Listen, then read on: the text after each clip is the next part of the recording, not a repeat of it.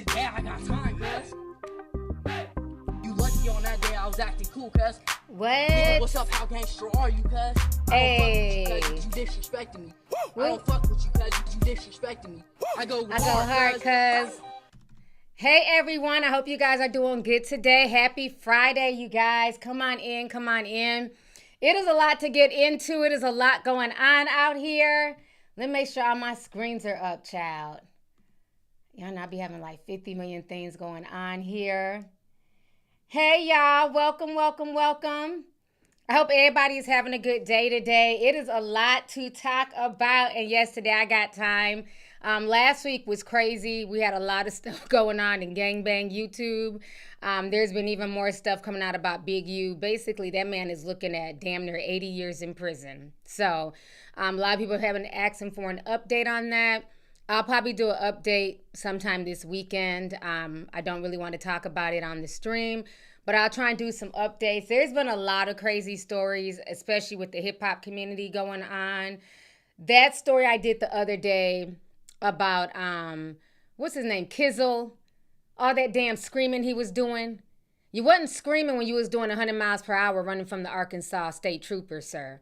Like that video just annoyed the hell out of me. I see that the mainstream media is now covering it, but you know, we was on it the same day it broke. But so yeah, it's been a lot of stuff going on. So I just been trying to like take a break from all the craziness. You know what I'm saying? I started a new plant room in the Discord for house plants. We already have a gardening room. So if you guys are in the Discord and you do not know this, there's a house plant room. So I got some, y'all know I have a lot of house plants. And matter of fact, I went today and I counted. I have 39 house plants. So if you want to know things about house plants, how to grow them, or you want to just show your house plants, we have the room now available. So I got a huge ass Birds of Paradise. It's over 8 feet tall. I love it. I didn't post it on Instagram yet, though. I hadn't gotten a chance to post it on Instagram. I did post it on Discord. Let me share it with y'all since I hadn't posted on Instagram yet. I love her. Like, this is like my pride and joy. Hold on. That's her. Big baby. When I tell you, it is like just a gorgeous plant.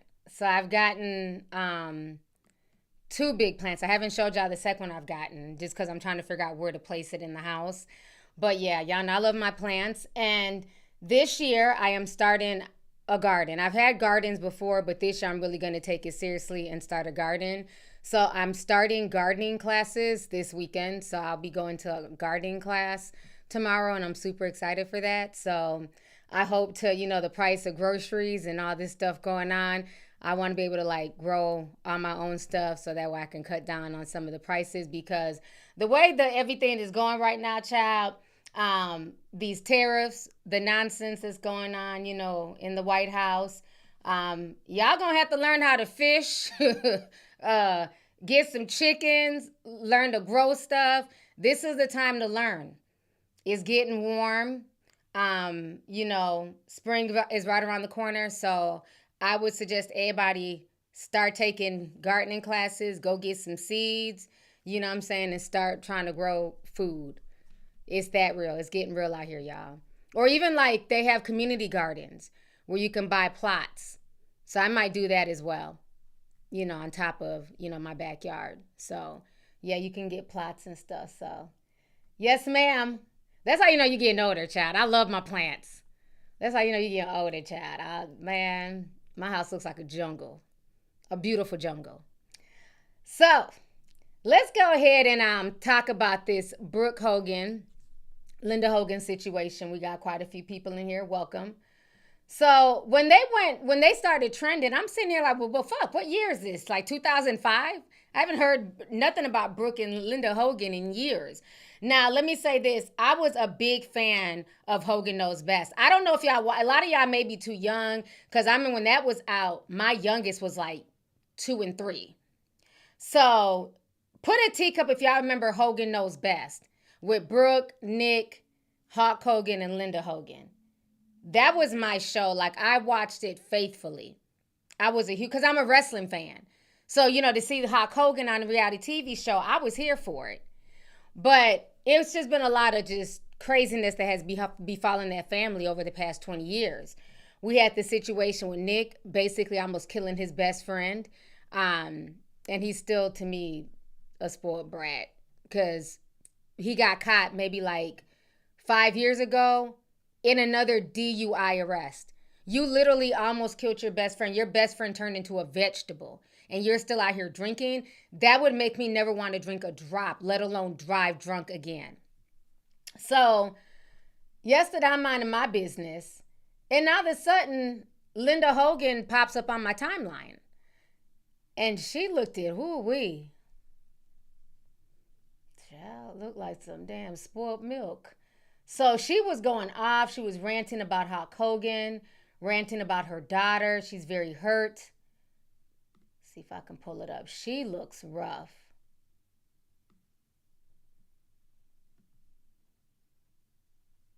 So we're going to watch what Linda Hogan has to say.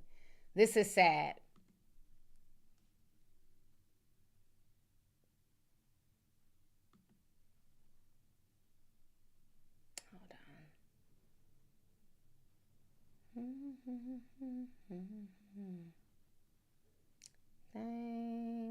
Let me use it in this. All right, let me see if I can make it a little bit bigger. Oh yeah, she looks rough. All right, we're gonna watch what Linda Hogan has to say, child. Okay, so I'm just home by myself today. Again, as usual, I'm okay with most things, but today something hit. I don't know what hit, but I look terrible because I've been crying. And yesterday I went to try to go have Botox and shit, and they bruised me like, I don't know, but it's been 15 or longer years since I got left Hulk Hogan, and my family is in the worst mess. Brooke doesn't talk to us. She's had twins. She got married. She didn't tell us. She had twins. She didn't tell us. She had a huge fight with Terry. I don't know how that reflected onto me, but she cut me out too. I haven't talked to her for 7 years, almost 8 years now. And God bless Nick. He's still such a good boy. I've never put a Facebook post out like this with my ugly face and my crying face, but I have to be honest about what I went through in my marriage with Terry as Hulk Hogan and what it entailed and what it has caused over the years and everything else. He's a complete liar. He is a sex addict. Your face out there and know that all these horrible things are going on behind the scenes. Yet he marches on. He marches on like, yeah, oh, I'm promoting my own beer, real American beer. Yeah, look at me. Woo! Yeah, he's such a hero, right? Not. Okay, I'm going to give him my thumbs down. I've given him more opportunities to come back and make us a family and try to, I'm sorry, it's so sad. And it's been 20 years and I'm still this sad. Somebody please explain that. I don't know. It just doesn't get better. I do love living alone. I don't ever want to be married again after him. Trust me. But, I love my... Child, it is a lot to unpack. Let me come back on the screen because she looked rough. Okay. Like I said, I was a fan of this show. I watched it all seasons. I remember a lot of the episodes. I remember them getting their first chocolate cell phone. It was called the LG chocolate. I ran and got one because they had one. So I was a big fan of this show. I'm going to say this. First of all, Nick, objection, is not a good boy. Okay? Even when he almost killed his friend, he was asking Terry, aka Hulk Hogan, to get him out of jail. He doesn't belong there. And like I said earlier when I first came online, his friend is still a vegetable to this day. Okay? And Nick was caught recently, as of like 5 years ago, driving again drunk, knowing that he almost killed his friend. So no, he's not a good guy. She's talking about how she doesn't have a relationship with Brooke. I do follow, up on Brooke occasionally, and she's finally married. She's in a happy space. She just had twins, so I'm super happy for her. Brooke is now what? She's 36 years old. Nick is 34 because they were always 2 years apart. And then she goes on to say that she has not seen Brooke in 8 years, and Brooke is not talking to her because Brooke is also estranged from her father. So she's also not talking to Hulk Hogan. And then she goes on to say that, he thinks he's all that. He can just come back out and he's trying to sell his beer and, thumbs down. I try to make my family work. I gave him a chance to come back to me and he didn't. And then she says that she likes living alone. Bullshit. What I get from her rant is that this is a woman who is not broken. Okay? This is what a lot of women, unfortunately, come to the realization, sometimes sooner than later. But unfortunately for women, as we get older, okay,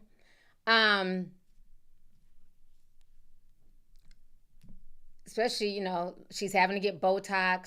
She looks rough. I just don't see like a lot of young guys running after her. She has all types of issues, outside of how she looks right now. But the thing is with a man, we can say it's fair or not fair, but we live in a patriarchal society. Men can get older and women, they can still pull women. Women will still want them. Hulk Hogan is in his 70s. He is literally on his third marriage. He divorced the other lady, that he was married to for about 10 years. He divorced her 2 years ago. He's now currently remarried to like some woman in her 30s. And I think that's what's really bothering. Yeah, he has a new wife. Let me see if I can find Hulk Hogan's new wife. Give me just a second. He just got remarried in 2023. I keep up with the Hogans. Only because I like wrestling. Yeah, here's his new wife. Sky Daly. And mind you, Hulk Hogan is in his 70s. Okay, let me share my screen. Hold on here. Okay. That's his new wife. Okay. She's a yoga instructor. She's 25 years younger than Hulk Hogan. She has 3 children of her own, but that's her. He's living his best life. Okay. They met at a Bret Michaels concert. So I think what's kind of going on here is, Linda feels away. She's older now. Linda's like 65 years old. She's never gotten remarried. Nobody's really checking for her. And I'll kind of explain to you why. And I think she feels really upset because she feels like he can just pick up his life and move on. He's married again now for the 3rd time. The woman he's married to is half Hulk Hogan's age. And she's sitting there alone with her dog barking in the background. And even her daughter don't fool with her. Okay? Now, let me say this for y'all who don't know about Linda's tea. Okay? During the last, I want to say maybe last or second to last season of Hogan Knows Best, they went through the divorce, right? At the time, like Linda would always say little slick shit to Hogan, kind of poke fun at him on camera. And, he would take the brunt of the joking, but you could tell it hurt his feelings. So they eventually got, divorced. What ended up happening is that Linda then turned around and started messing with her son's friend. Who remembers Charlie Hill? I watched the show. So let clock that T. Who remembers when Linda Hogan was dating Charlie Hill? who was Nick's friend. Charlie Hill was 19 years old when Linda Hogan was 48. Put a tick up if y'all remember Charlie Hill. Let me show y'all a picture of her and Charlie. He ended up having to sue her back in 2014. Let me pull up some pictures of Charlie. She got with him thinking it was going to make, Hulk Hogan jealous. Now, in this picture, he's 23, but when she got with him, he was 19. Because it caused a lot of drama on the show. That's Charlie Hill. She was 52 here. He was 23. Okay? But she got with him when he was 19. That was her son's friend. So basically, it was like Jada Pinkett, August Alsina situation. Okay, I'm glad y'all remember. I see the teacups. Okay, I don't forget nothing. Just like how, Jada Pinkett met August Alsina from her son. He was friends with Willow and Jaden. And then she got to smashing him. I just feel like that's too close to home when you're messing with your children's friends. That's too much. And that caused, y'all remember that caused a lot of conflict. And I remember she was using Charlie as a pawn to kind of get back at Hulk Hogan. Because Hulk Hogan at the time, he wasn't really dating. He was real depressed. And I remember that scene where Hulk Hogan couldn't come to the house, but they had like an ocean property. And they were filming a scene where Charlie's like on the jet skis. He's like on the jet skis, living his best life. He's 19, he's a shorty. He's getting some cooch and, living in a mansion. He don't give a fuck. And Hulk Hogan's like, I can't believe, like, I have all these pins in my back, all these screws. I put my blood, sweat, and tears to build a home for my family. And some 19-year-old punk is basically, benefiting off the fruits of my labor. Y'all remember that when he said that? He was real hurt. So that show really made her look crazy. It did. Again, I don't think there's anything wrong with dating younger, okay? But I think, 48 and 19, that's come on. What are we doing? I could see if it was 48 and 30, but 19 and it's your son's friend, that's a bit much. And that caused a real rift between her and her children. So it's very interesting that now we fast forward almost 20 years later, and she's now saying that, she wanted, her family back. She gave Hulk Hogan a chance to come, but he's not coming back to that. Ma'am, you embarrassed that man time and time again on that show, including running around with your 19-year-old boyfriend. They dated till he was about 23, 24. Then he had to come out and sue her because he said that she was just using him to, work like a slave. She had him planting avocado trees and I guess feeding the chickens and the goats. I don't know. She had him doing a bunch of old people shit. So he ended up suing her because he felt like he put in a lot of labor around their home and he wasn't getting paid. Well, you're not supposed to get paid. I'm fucking you. I mean, that's like, what can I pay you for? Objection. You're getting cooch. Like, what the fuck?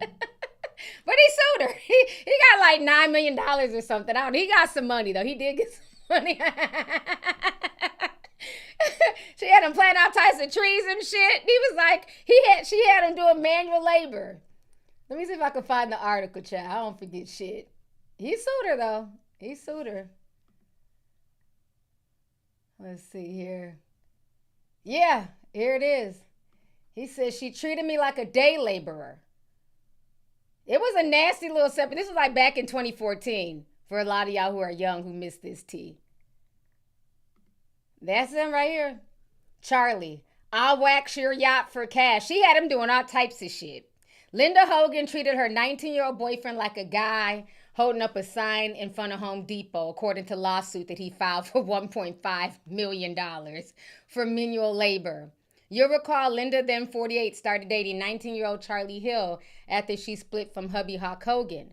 Charlie claimed in his lawsuit that Linda took advantage of their relationship and made him do all sorts of things, including waxing the yacht, digging a ditch in the creek, fertilizing 25 acres of avocado trees. Charlie does not, wait, and other list of laborious chores that go on, including pulling weeds and reeds from the lake, construction, landscaping, and running a chainsaw team. She put his little young ass to work. She said, you're not about to be living here in this mansion and getting all this good cooch, bitch. Get to work. So he ended up suing her. I don't forget shit. When I tell you I was a fan, I was invested. Yes. So I don't forget nothing, child. So Charlie done sued, got his little bit of money, and Linda's literally been single since then. So every now and then, she'll get online and rant about some shit, and, I had to, because I think last time I drug her was in 2020. She was on some, just being like real disrespectful when it came to Black Lives Matter, and I had to drag her real quick. But, so yeah, that's why nobody feels bad for Linda. So now I'm like, okay, well, why is her and Brooke not talking? Brooke had her babies, what's going on? Well, Brooke done came out and Brooke is spilling some tea. And I believe it because Brooke, she went through a lot on that show, being picked apart. She was a teenager. They were young. And then once her brother did what he did, it affected. Because remember, Brooke, she started singing. She launched her music career from that show. And it was like a cute little video. She had like I forgot what rapper was in the video, child. But it tanked her music career. Like, she was affected by all the drama from, her parents' divorce, her brother almost killing his friend. It was a bunch of ratchetness that went on with the Hogans for years. So Brooke took to social media and she said this. Let me go ahead and pull this up because she addressed it. She's really upset at her mom right now. So Brooke Hogan goes after mom Linda following the tearful video. So Brooke Hogan's twins are babies. They're really little. So this is what she wrote. So she says, I try hard to ignore issues surrounding my family in hopes I might have peace in my life. Sadly, I've intentionally made myself smaller in my professional career in music and TV simply to dodge the public negativity surrounding my family that has continuously and relentlessly overshadowed anything I do. If it were just me, I would continue to take the hits and shrink even smaller to avoid the dangers of speaking out publicly, but I have my own family now and it's affecting more than just me at this point. There was a recent video posted by my mother that was concerning enough for people to send it to me. That has made me feel the need to address the tip of a very large iceberg that is my immediate family.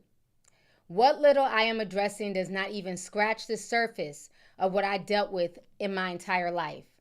I will start by saying this video is mild compared to the behavior I have witnessed for the greater portion of my life. This also comes in addition to false claims that she has previously posted, then deleted. That being said, she has been through a lot of trauma and pain, and my heart breaks for her. You can't control how others treat you, but you can control how you treat others and cope with things. Too many times I have ignored and said that about me, and I haven't spoken my truth. Even so, I will keep things as vague as possible to continue to protect people that should have protected me. So she's saying some deep shit here. I'm going to keep going. Most importantly, I have completely separate reasons for going no contact with each of my parents. No contact with my mom has nothing to do with my dad. No contact with my father has nothing to do with my mother. This also pertains to my dad's second and third, now current wife. This decision was made based purely on how they have dealt with me directly my entire life. What I am about to say is not pointed at either person and is in no particular order when it comes to who did what. It is my personal truth, and you can do your own math. I have been extremely, capital letters, okay? I have been extremely verbally and mentally abused since childhood. Let that sink in. Sadly, it would frequently turn physical. And sometimes it's not by the person you would assume. Abuse comes in all shapes and sizes. This vicious pattern has robbed me of any sense of self-esteem or confidence I've been trained to pretend to have. It took me many years to figure out things that were seemingly done for me really benefited someone else in a greater capacity. Up until adulthood, I've received beratings and vile text messages, verbal and public reamings with unbelievable hurtful words said to me that cannot be forgotten. I've been asked to defend poor behavior to the public and have done so out of love, only to find I was misinformed and manipulated and lied to. Still to this day, I face constant ridicule for those poor decisions of others. I've watched others benefit financially off of my suffering and embarrassment caused by their selfish behavior. While it caused my life to crumble, I continue to stay strong and silent. I was expected and did forgive massive blows to my career and personal life, nasty behaviors, omissions of truths, blatant lies, manipulations, repetitive errors in hopes of renewing previous family bonds. I've been used as a pawn, a buffer, and I've been treated like I'm downright stupid too. No child or human should ever experience something like this. Feeling injustice, not speaking my truth, dealing with smear campaigns, flying monkeys, enablers of behaviors, watching fake wins over what's real, losing other family members and friends in attempts to stop gossip and ongoing drama is also a painful side effect of this decision I deal with daily. She's going in. Many people witnessed this behavior and never took action or took a stand for me. But I did watch them stick around for the freebies, the money, the associations to fame, all of which I chose to give up and was never important to me in the first place. I guess some don't speak up to avoid getting caught in the crosshairs. I can't blame them. My family is very skilled at war. I so badly wanted to see good in them, protect, help, and start anew, just to be disrespected again and again. I longed for a normal family, but it never came to fruition. I repeatedly held my hand out to help them, only to have them pull me into darkness with them. I've set boundaries that were not respected, and I'm at this point I can truly do no more. So here I am as an adult with a loving husband and 2 beautiful children of my own, and what I can do is control. I have been to therapy and I am doing the work. I am breaking the chain and it ends with me. Each individual on their own have given me more than enough reasons over the years to make this extremely hard, painful decision to end contact.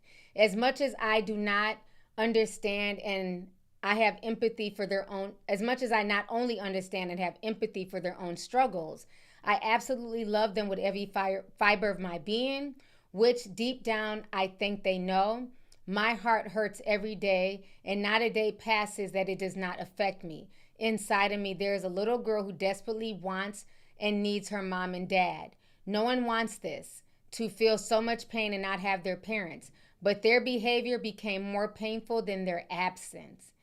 I hope to one day realize, appreciate, and respect why I have chosen to remain as quiet as possible, not exposing specific names and details of certain experiences to try to protect them. It is not something easy to handle, feeling like you're on an island that many don't know that years ago I waited tables to build my own business with zero financial help from others, but I have worked hard my whole life. Cycles must be broken. I feel God has given me the strength and the duty to do so. At this point, my husband, my children, and my relationship with God is my priority. There have been more than enough chances and reprieve given. It has to stop and it ends now. I would not let false narratives pass this point. Please heed my warning. I am choosing peace, but do not mistake my kindness or silence for weakness. There are families without food, parents with sick children, real hardships going on in this world, and our family was more than blessed. and everyone chose to play their cards differently. Accountability is a game changer. That girl said a lot. I gotta breathe. That was a lot to read, child. She said a lot. She's been going through a lot. She's gone through therapy. And therapy is obviously working for her. She's in a happy space. And the reason why I'm even talking about this is that a lot of people feel like you have to have relationships with people just because you share blood with them, and you don't. You don't. Sometimes you have to cut off a parent. I've been there. Sometimes you have to cease dealing with people for years at a time. Because like I always tell y'all, you have one life to live. And if you have people in your life that do not bring you peace, that do not want the best for you, that manipulate you and abuse you, whether that's emotional manipulation, mental, spiritual manipulation, sexual manipulation, you have every right to cut them off. So I respect her. I respect the fact that she's now an adult and she sees the games that were being played. And, you know, as she wrote that, and I'm thinking back to watching the show, I remember when she was waiting tables. Because I remember that story came out and people were clowning her, like, why is she waiting tables? You're Hulk Hogan's daughter. And I didn't understand it either, because I'm like, she's rich, you know, you're the daughter of Hulk Hogan. And now looking at it, where's the money from the show? Why was she, because the show was mainly based around the children. We really didn't watch the show for Linda and Hawk. Initially, we came in as Hulk Hogan fans, but all Linda and Hawk did was bicker. So as you know, young people, we were more in tune with the children. We were here for Brooke. She was my favorite on the show. We were here for Brooke and Nick. So did they not get a bag off of the show? And this is why I say it's very interesting how a lot of these truths about these reality TV shows have been coming out more and more. A lot of these folks put on these personas. You see these glamorous homes and, you know, yachts and cars. And you can tell she obviously walked away from this show with nothing. Probably because her parents spent it all, tricking it off, the divorce settlement. These kids walked away with nothing. Because I remember her waiting, you know, waitressing tables. And then another thing, too, that she also went through, if you guys remember when Hulk Hogan was caught, when the videos were sold to Gawker about Hulk Hogan making racist remarks in his home.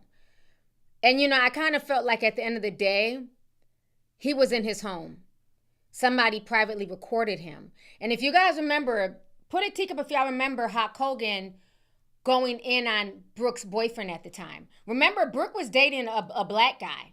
He was kind of, you know, I think biracial, you know, light skin, maybe racially ambiguous, but he was, you know, black enough. And he was not happy about it. And he was making a lot of racist comments about her black boyfriend at the time. You know, kind of no different to like when, you know, some black moms say she can't use your comb, don't bring her home. He was kind of having that conversation. So y'all remember that. Yeah, Hulk Hogan took Gawker out of business. Yeah, he ended up, matter of fact, Peter Thiel. Because remember, Gawker exposed him for being gay. Nobody knew Peter Thiel was gay like that. Gawker exposed him. So then he hooked up with Hulk Hogan and they took Gawker down. He got that Peter Thiel money and they took Gawker down after that. But remember when Gawker exposed him for not only being racist, he was saying all types of out-of-pocket shit. They took away his like WWF Hall of Fame awards. It was like a big deal. This was like in 2015, 2016. I covered it back then. And remember, Brooke had to kind of come out and stand with her father and say, you know, my dad is not racist. You know, it was a private conversation. And you can tell she felt uncomfortable. So reading that, what she wrote, it makes sense. She didn't agree with that, but she was manipulated to come out and stand with her father to help save his reputation. All the while as parents, they didn't have her own back. That is sad. That is sad. Because I was her boyfriend at the time. So when that comes out, what do you think that does to her relationship? If I'm the guy, I'm not going to date you. Because look how your family's talking about me behind closed doors. That ruined her relationship with that young man. So, Brooke has been through some shit. So I'm really happy that she's in a good space. She has these beautiful twins. She has a boy and a girl. And I can imagine how hard that is. You have babies. You want the grandparents there. You want them around. But I respect her for saying both of you motherfuckers are toxic. So no, I don't want y'all around my marriage. I don't want y'all bringing y'all's toxicity, y'all's weird ass relationships, these weird ass marriages that y'all be, Hulk Hogan is hopping in and out of. She don't want no parts. She said she prayed for her husband. She got him. They've been together for 5 years. They had their babies and she's living her best life. They both have successful businesses that she got from the ground up, and I respect that. Now, I don't know her relationship with her brother. I don't know, where her and Nick stand, because I haven't really seen anything of the two of them posted. But I respect her for going no contact, and I think that should be normalized. I think you have the right to go no contact from toxic family members, and that's okay. And friends and whoever else is bringing toxicity to your life. You don't owe anybody an explanation. I'm a cutoff queen. Once I feel your vibe is not right, you're just, we're not vibing, I'm out. I don't owe you no explanation, nothing. Go your way, I'm going to go mine. I respect her for that because I know how hard that is to have to cut off a parent for a certain amount of time. Sometimes it could be a few months, sometimes it's years. And if it's meant to be, they will realize the error of their ways, and then y'all can talk it out like adults. Because just because you're a parent does not give you the right to just do as I say, not as I do. I'm your mom, I'm your dad. Nah, especially once we're grown. Because now I'm not a little girl anymore. So we're going to have tough adult-to-adult conversations. And if you can't take ownership of my feelings, regardless if you agree with them or not, you have to understand that as a child, there were certain things I went through because no parent is perfect. So as a parent, if you've made mistakes with your children, you have to own that. You have to own how they feel in particular situations. And I think sometimes as parents, we can sometimes be like, well, I'm the parent, I did my best, oh well.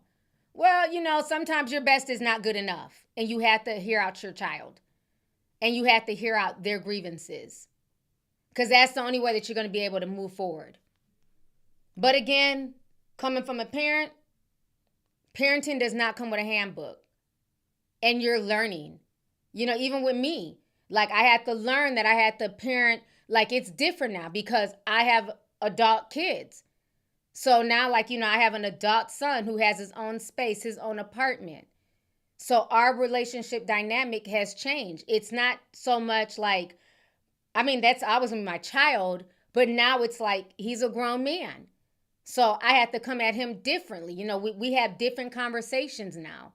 It's not kid conversations. It's not, we've always had deep conversations, but it's different now. Now he understands paying bills. Now when he leaves his apartment, oh, now you turning off all the lights? Oh, okay, well, you was staying here, fans be on, lights be on, So it's like he's understanding stuff now as an adult, So it's like your relationship changes with your children. You just got to make adjustments as a parent. You know what I'm saying? So, yeah, it's definitely reciprocal. So I'm really glad this conversation is being had right now publicly because a lot of people are dealing with stuff like this, with their parents. Just miscommunications, not getting along, stuff like that. So after this went viral, Brooke's statement to her mom, Linda Hogan decides to reply back today. And this is her response. And this is how I know Linda Hogan has not changed. That's why I didn't feel bad when I seen her Botox face crying. Because she's always been messy. So this is her response here. Linda Hogan labels daughter Brooke a narcissist. And then Brooke claps back and shows receipts. So around 11 a.m., Linda goes to Instagram and she says this.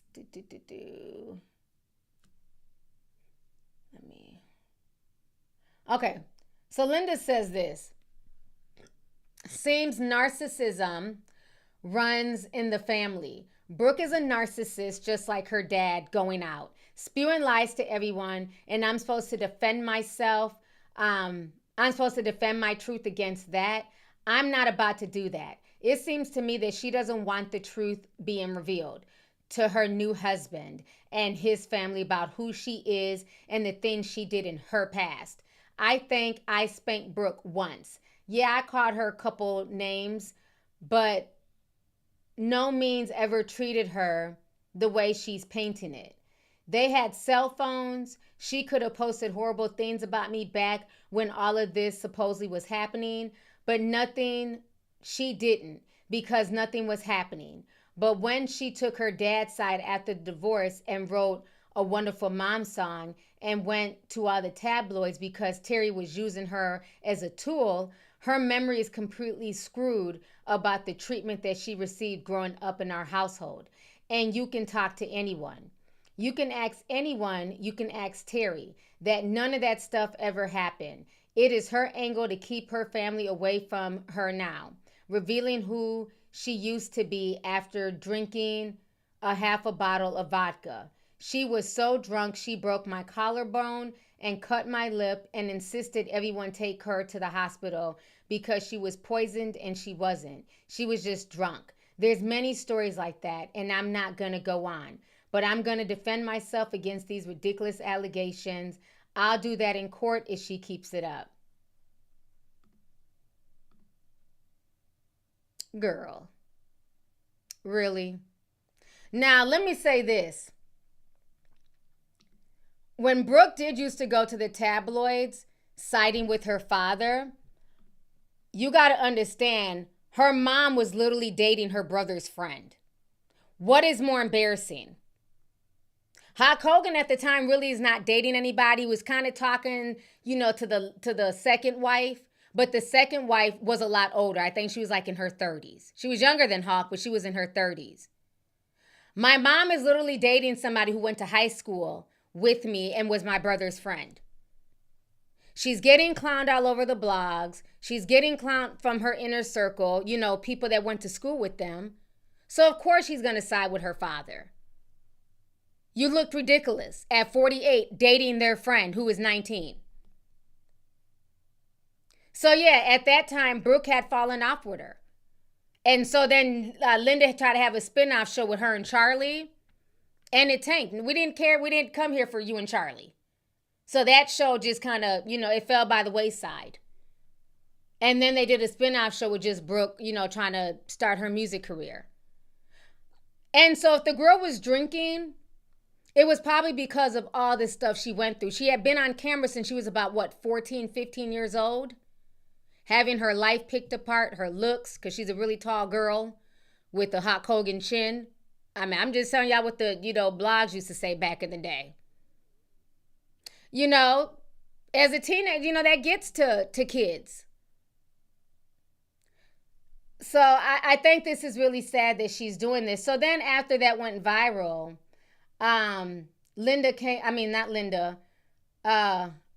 Brooke came out with receipts. That's why I say Linda's just a liar. So these are the receipts. She's saying that, she hasn't seen Brooke in 7 to 8 years. Brooke pulled receipts. Who is this in the middle? This you? That's Linda, Brooke, Brooke's new husband. I don't know who them two people is. And the date is June 3rd, 2023. This you, Linda? I thought you said you hadn't seen Brooke in 7 to 8 years. It sounds to me like old Linda's back on the bottle. Just making up shit, trying to go live, trying to go viral. What it is, she feels away because she's older now. Nobody's checking for her crazy ass. And Hulk Hogan, sorry, we just live in a man's world. He's able to reinvent himself at 70 years old. He's running around with Trump and ripping off his shirt, and he's at the MAGA rallies, and, he's doing his thing. Nobody's checking for her, and she's upset. So now she's lashing out and crying online and making up stories. I don't feel bad for Linda. Somebody called her Liquor Linda.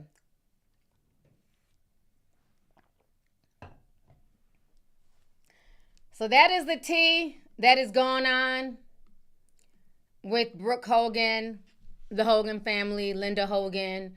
It's a bunch of mess, But I think it also leads to a good discussion about sometimes having to separate and cut off toxic family members. And I don't blame Brooke for trying to protect her children. Because once you become a mother, your job is to protect your children. And one of the ways of protecting your children is making sure that your sanity is all in one piece. There's postpartum out there and all types of things. She don't need to deal with the stress of what her parents can bring into her life. So I don't blame her for going no contact, like I said earlier. So at this point, Linda needs to let her Botox heal and go sit down somewhere. Notice everybody else is living their best life. Nick is married. Brooke is doing good. She's married, got her babies. Hulk Hogan is remarried. Meanwhile, the only thing you hear in Linda's background is a dog barking. Woof!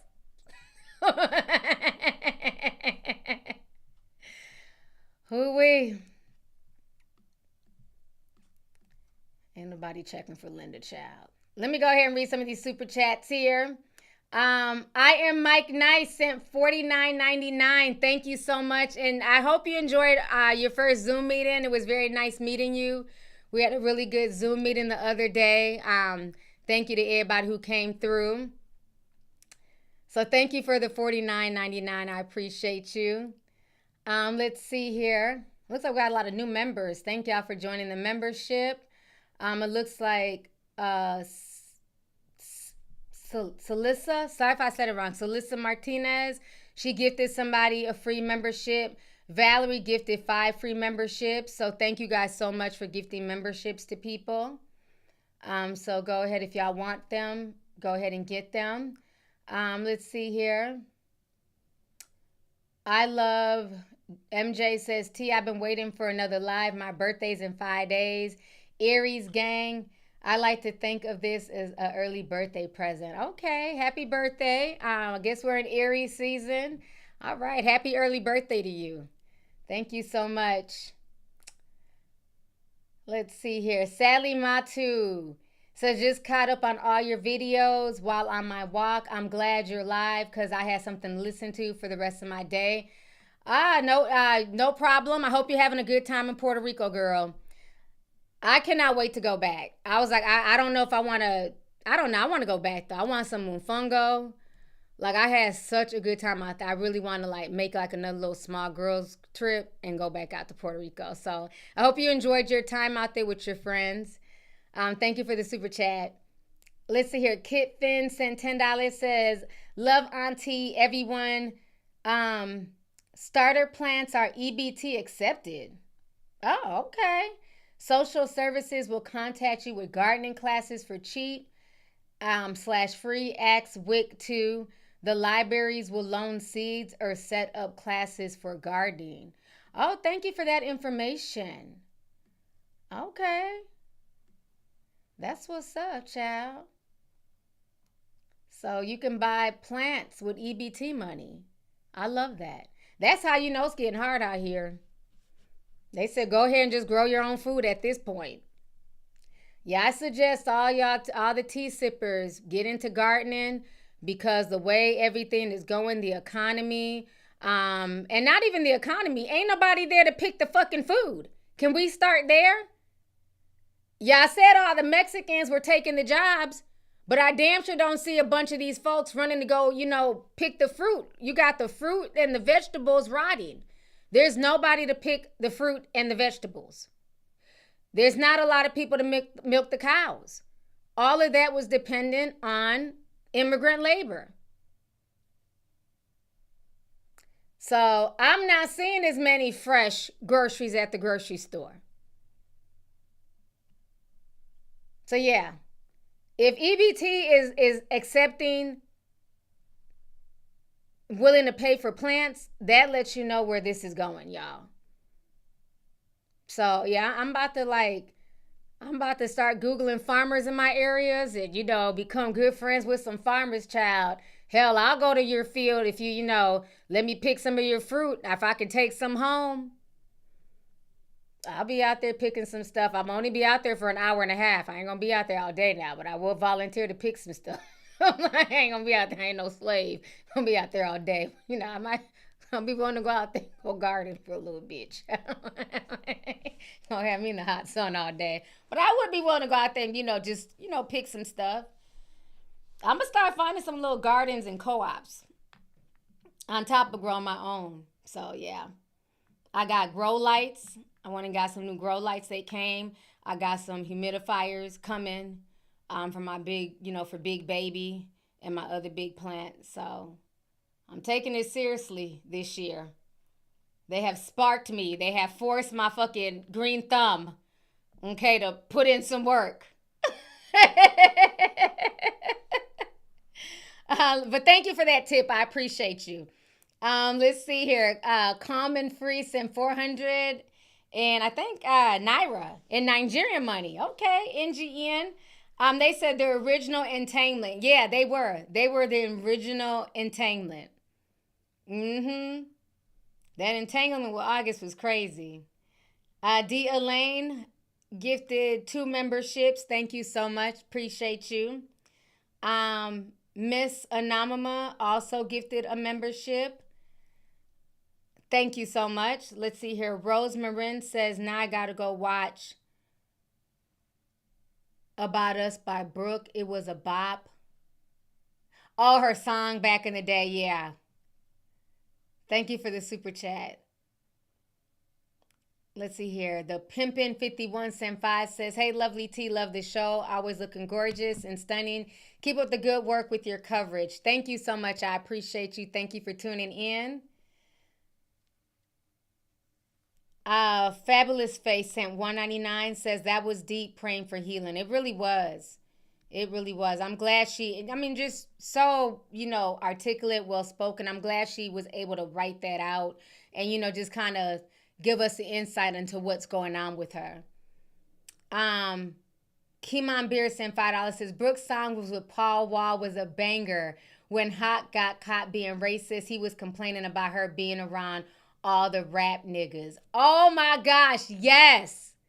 Yes, I totally, because I was like, what was the rapper? That was the rapper she was with, was Paul Wall. Yeah, because that was the time she was hanging out in the club, because she had a little buzz. Because remember around that time, you had the Hogan show, and remember the Hottie Gotties? Remember the Gotti boys? They had their show on A&E, Victoria Gotti's sons, and they were running around with the rappers. They were trying to get into rap and stuff. So you had all these white reality TV stars merging with hip hop. So Hulk Hogan wasn't feeling that. I remember that. Thank you, because I could not think of which rapper that was she was running with at the time.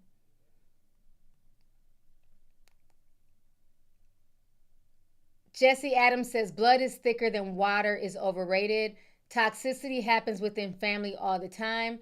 I have to love some people from a distance. Looking lovely, T. Thank you so much. Appreciate you. And I agree. Blood isn't always thicker than water, and especially when you're dealing with toxic relatives and things like that, you got to do what's best for you. Definitely. Yeah, those were good times, man. The gold, thank you. That was the golden days of reality television. This new shit, like the baddies and all that ratchet shit, I'm telling you, the golden days of reality TV was the early 2000s until 2012. Then it just started becoming over the top. Then everything was about glamour and money and, these super lavish vacations with no storylines. But back then when they had the Hottie Gotties, Brooke Knows Best, it was a lot of really good shows back then. What else? Mob Wives. It was a bunch of good shows back then, child. Let's see here. Hold on, it refreshed. BCG Senpai says, please send me a Discord link. I no longer have access. I'm not sure why. You need to send an email. Send an email, and then I'll get it over to the Discord admin. Let's see. Desi J says, T, I enjoyed watching their show, but the way Hulk Hogan acted when Brooke dated that black man showed me everything I needed to know. Yup. Thank you for the super chat. Rose Marin sent $4.99, says, I'll never forget Hulk Hogan berating Brooke for taking birth control pills. It was one episode she was taking it for her periods. Yeah, I remember that. And my thing is, at least she was also being proactive. You know what I'm saying? By getting on birth control. She wasn't trying to be no, teen parent. She had her first kids at 36 years old. So, yeah, he was doing the most. Ron Harvey says, we still don't fuck with Hulk Hogan to this day as a wrestling community. LA let him know on Raw. Thank you so much for the super chat. Let's see. Tony sent $100. Thank you so much, Tony. He says, Macho Man is sitting back in heaven just laughing at Hulk Hogan getting booed and Vince is in trouble. Ooh. Oh, yeah. In my Macho Man Randy Savage voice. Snap it to a Slim Jim. That's one of my favorite wrestlers. Yeah, it's very interesting now to see, how, everything that's just gone on with the WWE, with them I can't even watch them on Netflix. It's not the same. But with everything that's gone on with Vince McMahon and his whole empire and everything else and Hulk Hogan, very interesting. But for me, I'm always going to be an old school wrestling fan. I like watching, even on YouTube, a lot of the old school wrestling matches from the 90s and stuff. You know what I mean? Like Bret the Hitman Hart, Ultimate Warrior, Big Boss Man. I like that. The new stuff, I just can't get into the new stuff. Give me the old school wrestlers any day. Jake the Snake Roberts, bringing out that snake and throwing it on people. Don't get me started. Let's see here. Hera Beauty says, sis, I'm going through it. Your lives keep me going and entertained. Love you. Y'all subscribe and hit the like button if you haven't. Thank you so much. We have over 7,000 people in here. Please hit the like button, y'all. Please hit the like button. Corey Joyner sent $9.99, said, my best friend Cameron is a part of your Discord. Me and him always tap in about your live. I'll join soon. Okay. That's what's up. Thank you so much for the super chat. Appreciate you. Let's see here. Dora says, Brooks About Us was my MySpace page song. That is so funny. My song on MySpace was My Lumps, My Lumps, My Lovely Lady Lumps. That was my song when you came onto my MySpace page. Oh, snap. Moneybag Mo's in the building. Thank you so much, Moneybag Mo. She's come through with the $499.99. I appreciate you so much, sis. Thank you for always stopping by my live streams and showing me love and support. It means a lot to me, y'all. I really appreciate all y'all for just supporting, you know what I'm saying, monetarily, sending super chats because you guys don't have to. So that means a lot to me. So thank you so much, Miss Mo. Appreciate you. So let's go ahead. I've been on here for an hour. I want to talk about the Stephen A. Smith drama. So let's go ahead and talk about that here. This is a hot mess, child. So it's been a lot of mess going on over the past few weeks with LeBron James and Stephen A. Smith. So if you guys don't know, LeBron James had confronted Stephen A. Smith at a Lakers game, maybe 3 weeks ago, about him talking about Bronny, And so Stephen A. Smith has literally been on a hobo tour. He's gone from podcast to podcast, talking about, all this stuff with LeBron confronting him. And when he was on the podcast with like Gilbert Arenas and all them, I forgot the name of the podcast, but he was like talking really tough. I'm like, well, you didn't have all this smoke when LeBron was in your face, but okay, sir. And so he's been talking about it. So LeBron decided to go on Pat McAfee's YouTube page. Pat McAfee is one of the biggest sports podcasters, the most highest paid. And I think he kind of paved the way for what a lot of these analysts are now doing. He went to like the YouTube and started podcasting, you know, way before Stephen A. Smith and all them. They were more focused on television. Pat McAfee came to YouTube, so he makes a lot of money on his podcast. So LeBron James decided to take his talents to the white man's platform, and I feel like low-key Stephen A. Smith feels away. So LeBron James talked about a lot of stuff during that interview, from how he felt about like Michael Jordan, Charles Barkley, but the main thing people were there for was the drama with Stephen A. Smith. And so Pat McAfee asked him about that. So we're going to watch that really quick here. Let me go ahead and share my page. Give me just a second. Let's see. Do the Twitter. Okay. So let's go ahead and watch this here. Yep. Which leads obviously to you and Stephen A. Hey, legit, that feels like a moment that had been brewing for a long time. He's like on a Taylor Swift tour run right now. Oh yeah, yeah, we're watching it. Yep. We're all seeing it. Oh yeah, we're all. You're seeing it as well. He literally. It started off with, We call it a hobo tour, okay? Not a hobo tour. didn't want to address it.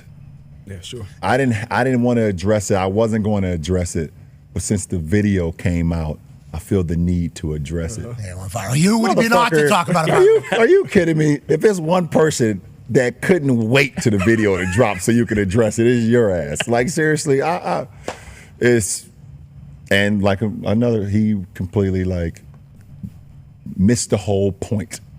The whole point. Never would I ever not allow people to talk about the sport, criticize players about what they do on the court. That is your job, to criticize or to, be in a position where, okay, if a guy's not performing, that is all part of the game. That's all part of the game. But when you take it and you get personal with it, it's my job to not only protect my damn household, but protect the players. And I think a lot of the media, including him, and I know he's gonna be happy as hell.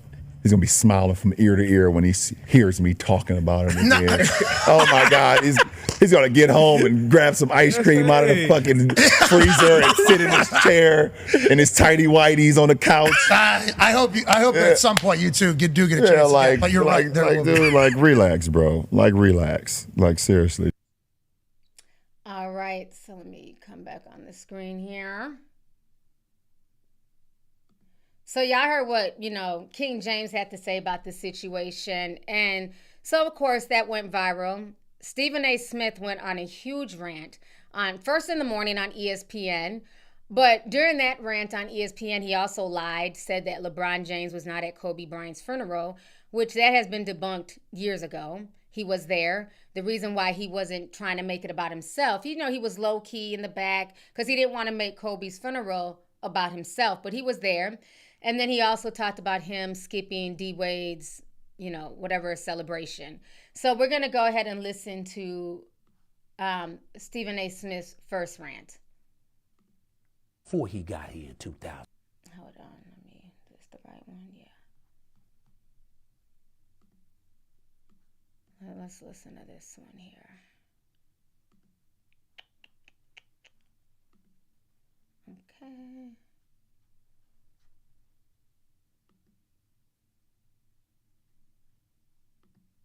Oh, I'm sorry. LeBron James went on national television yesterday and lied. He said that I have no problem with you talking about the game. What did I say about Bronny James other than at the time he wasn't ready? That was it. I said nothing else. So if that's the issue, and I pointed to LeBron James and the fact that you've circumvented a meritocracy just to get your wish at the expense of the credibility of the league in a lot of people's eyes, that's talking about you. That's not talking about your son. And then he goes about the business of taking it a step further. First of all, let's understand something to the viewing public in America and beyond. This was planned. Rich Paul was on Pat McAfee's show about 10 days earlier, whatever. Rich Paul, for everybody that knows, is the man, the founder of Clutch Sports. He's a strategic thinker. He didn't go there by accident. You're there talking with Pat McAfee, and the next thing you know, within 2 weeks, after obviously a negotiation took place, LeBron James is on it. LeBron James went on national television yesterday. I know that the man I am today is not the man that I was a decade ago, physically or beyond. I can tell you that. So we get that out the way. Why do I bring that up? Because that's how petty you've become. You're LeBron James. You that butthurt over the things that I'm saying, that you would post that video. When has LeBron James ever done something like that? But suddenly you're doing that as it pertains to me. This man is in his feelings. I wonder why. Could it be because I don't believe you're the GOAT? Because I'll never believe you're the GOAT? Because I have you number 2 at all times? Do I have to have ESPN and First Take put up the ticker tape right now and say, yo, could you put that up there, please? Great father, great husband, great philanthropist, great businessman, great director, great producer, great host, great basketball player, great leader. I mean, my God, I have done everything but put diapers and a bib on this brother. I know that the man I am today is not the man around pouting. Why would he be pouting? The man is 22. He is universally recognized as the Mount Rushmore of basketball. He is unquestionably one of the greatest players to have ever played basketball.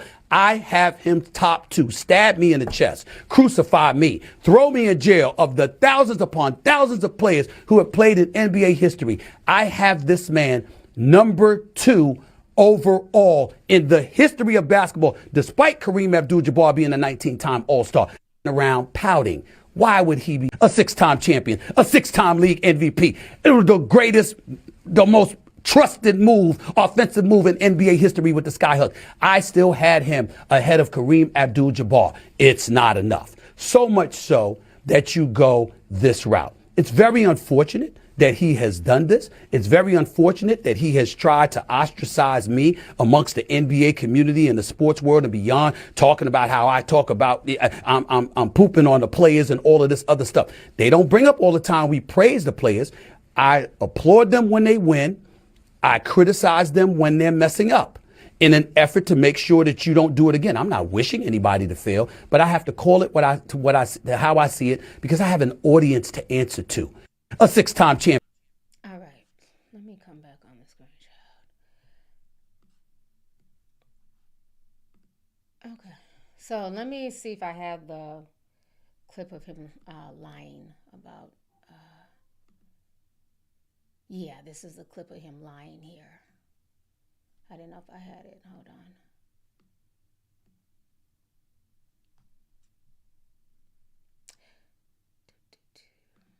Okay. So this is him talking about LeBron not coming to the front. I suggest that he be happy with the things that I haven't brought up. I never brought up really and never really discussed why you were not at Kobe Bryant's memorial service.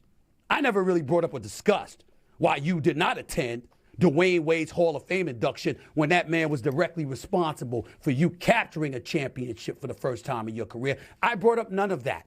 I didn't bring up the fact that even though when people had asked, you had alluded to what had happened tragically to your son, and thank God he's okay with his heart condition. I didn't bring up the fact that even though you couldn't go to the Hall of Fame induction of Dwayne Wade weeks earlier, you were out of the country on business. I didn't bring that up. That's your personal business, okay? But the fact is, you wasn't at the Hall of Fame induction of a brother that's going to drastically assist to you being a Hall of Famer, because he helped you become the champion that you are, and he was a big brother to you. I brought up none of these things. But LeBron James, at the end of the day, wants to come at me, and he's walking around pouting. Why would he be pouting? The man is 22. He is universally recognized as the Mount Rushmore of basketball. He is unquestionably one of the greatest players to have ever played basketball. I have him top 2. Stab me in the chest. Crucify me. Throw me in jail. Of the thousands upon thousands of players who have played in NBA history, I have this man number 2 overall in the history of basketball, despite Kareem Abdul-Jabbar being a 19-time All-Star. All right. He just be talking. So that was in the morning, right? On ESPN. And so a lot of people started going at him like, first of all, why are you lying on him and saying that he wasn't at Kobe's funeral? Because he was there. So you could tell he was taking a lot of personal shots at LeBron. You can tell he definitely felt a way about, everything that played out. Then he goes on to his podcast the next day, and he goes off. And he goes on like an hour-long tirade. We're not going to watch a whole hour. We're going to listen to some clips from his podcast. So give me just a second here. I want to make sure I have the right clips.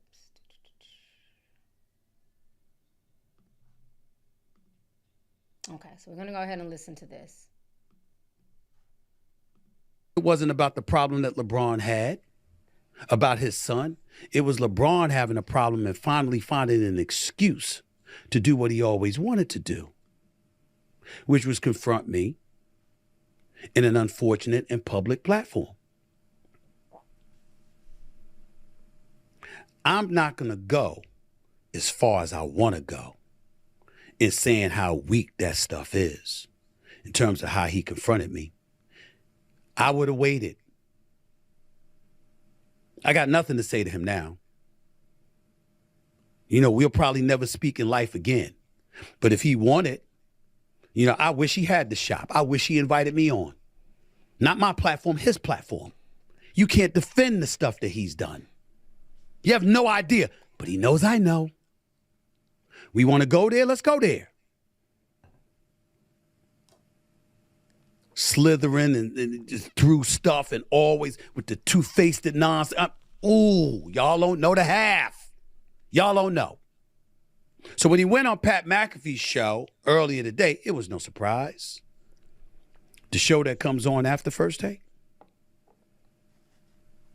The show that stars me. I know that you got a new podcast coming out with Steve Nash. No surprise there. JJ Redick, Steve Nash. No surprise. Got the podcast coming out. Definitely want to promote that basketball podcast. And we should watch it. We should learn because LeBron knows more basketball than most people forgot. Just like he said to Pat McAfee. His mind. He thinks the game. Most of these people rely on their athleticism and their talents and their skill. Father's a father's a father. Because I said, as a father, I stand by that. Not because he's Bronny's father. I stand by it because he was the one putting everything on public display. We didn't have to know that he didn't care about, I'm sorry.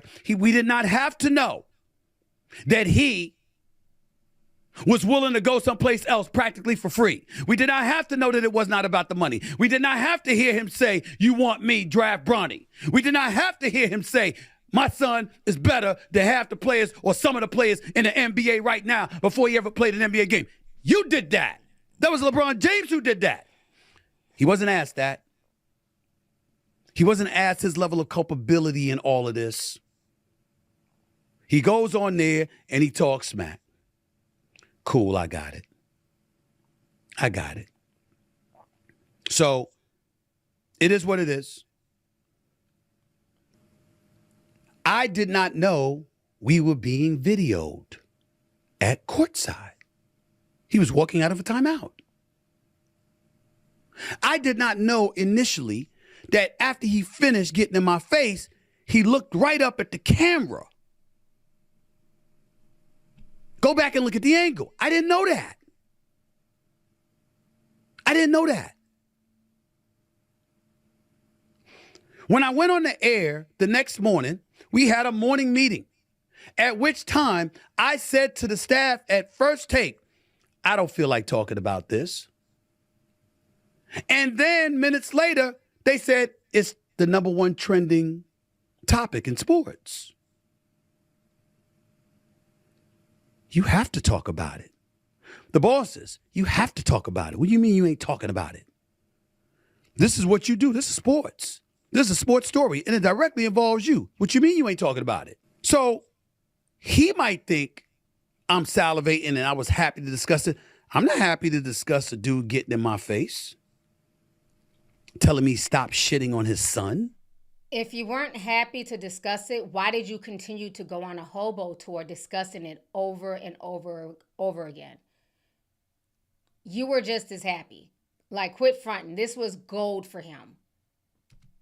I would have gotten my ass kicked because had that man put his hands on me, I would have immediately swung on him. Immediately. That I'm not going to tolerate. It wasn't about the problem that... I want y'all to listen to that ending one more time. So he might think I'm salivating and I was happy to discuss it. I'm not happy to discuss a dude getting in my face, telling me stop shitting on his son. I would have gotten my ass kicked because had that man put his hands on me, I would have immediately swung on him. Immediately. That I'm not going to tolerate.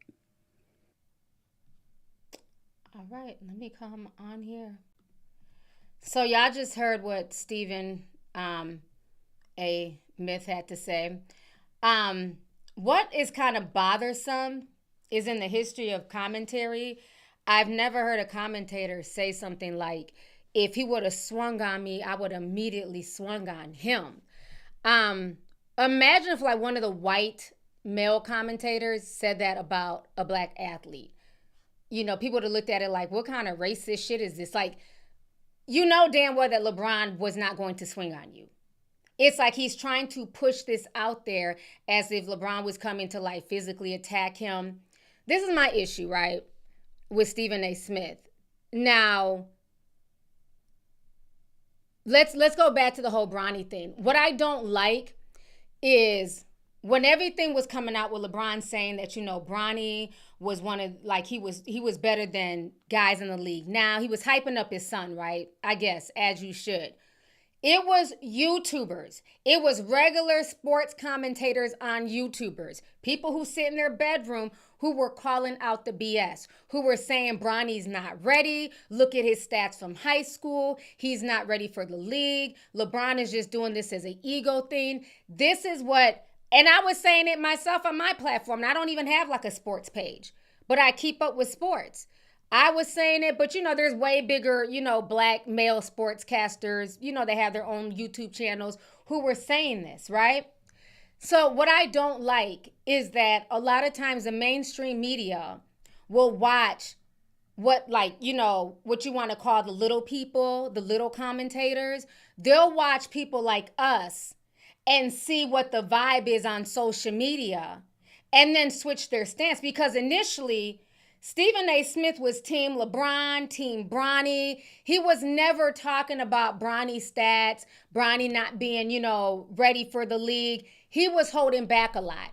And that's what I didn't like, is that when it was just regular commentators on YouTube calling the shit for what it was, they were seen as haters. Oh, y'all just don't want LeBron to win. You're trying to, you know, not support a black man and his son. And it had nothing to do with that. He was not up to par. He was drafted 55th, and he really shouldn't have been drafted at all. Let's keep it a buck. We all know that LeBron pulled his weight and his status to get Bronny there with the Lakers. We all know that was a nepotism pull. And remember, Stephen A. Smith was the main one co-signing it. Oh, it don't matter. You got all these sports analysts. They got their sons, you know what I'm saying, doing sports analysts. They got their sons being coaches, you know. He was supporting it. Let's clock that T. Do y'all remember that? Put a teacup if y'all remember him. He was supporting it. He was pulling up the nepotism thing. White men, you know, they had their white sons, you know, in the league. Football coaches under nepotism. There's nothing wrong with LeBron James doing it. It wasn't until Bronny's, he wasn't doing good on the Lakers. He was not doing good in the court. And so now he couldn't front anymore. Bronny's game was not up to par. But you know who was keeping it real from jump? It was the YouTubers. It was the little people keeping it real. So once people were like, you know what? I'm not watching these mainstream commenters because they're full of shit. They see what's going on. They don't want to call it for what it is. And so most people started watching the YouTube commentators on sports because they were keeping it real. They were keeping up with the stats. They were keeping it honest. And I'm not saying that they were losing views like that because he's on ESPN. He's going to get views clearly. But it was a lot of competition because the YouTubers were keeping it real. Once they seen that they were losing viewership and people were dragging them on social media, like y'all are whack, y'all are covering up for LeBron, y'all are covering up for Bronny, then he slowly started changing his tune. Am I lying? That's what bothers me with this whole situation because he's acting like he was standing on business from day one when no the fuck you were not. You were not standing on business. You were not calling out LeBron. You were not calling out Bronny until people stopped even, listening to your take on it because it was so full of shit. It wasn't until the regular man and woman who were into sports were calling it out on YouTube and their clips were going viral and their clips were getting more views that then all these other professional basketball players, professional commentators then started changing their tune against LeBron. So to me, it's disingenuous. Okay? Stephen A. Smith to me is nothing more than, he's coming off like a shock jock. At this point in time, all I'm seeing from ESPN and Stephen A. Smith's podcast is clout chasing. That's what I'm seeing. All the snapping, bringing up dirt, making up lies. And again, I'm not coming on here like some huge LeBron fan. Y'all know I have held LeBron accountable. I've called out the whole LeBron and Bronny situation. So I don't really have a dog in this fight, but I just feel like I see the bullshit for what it is.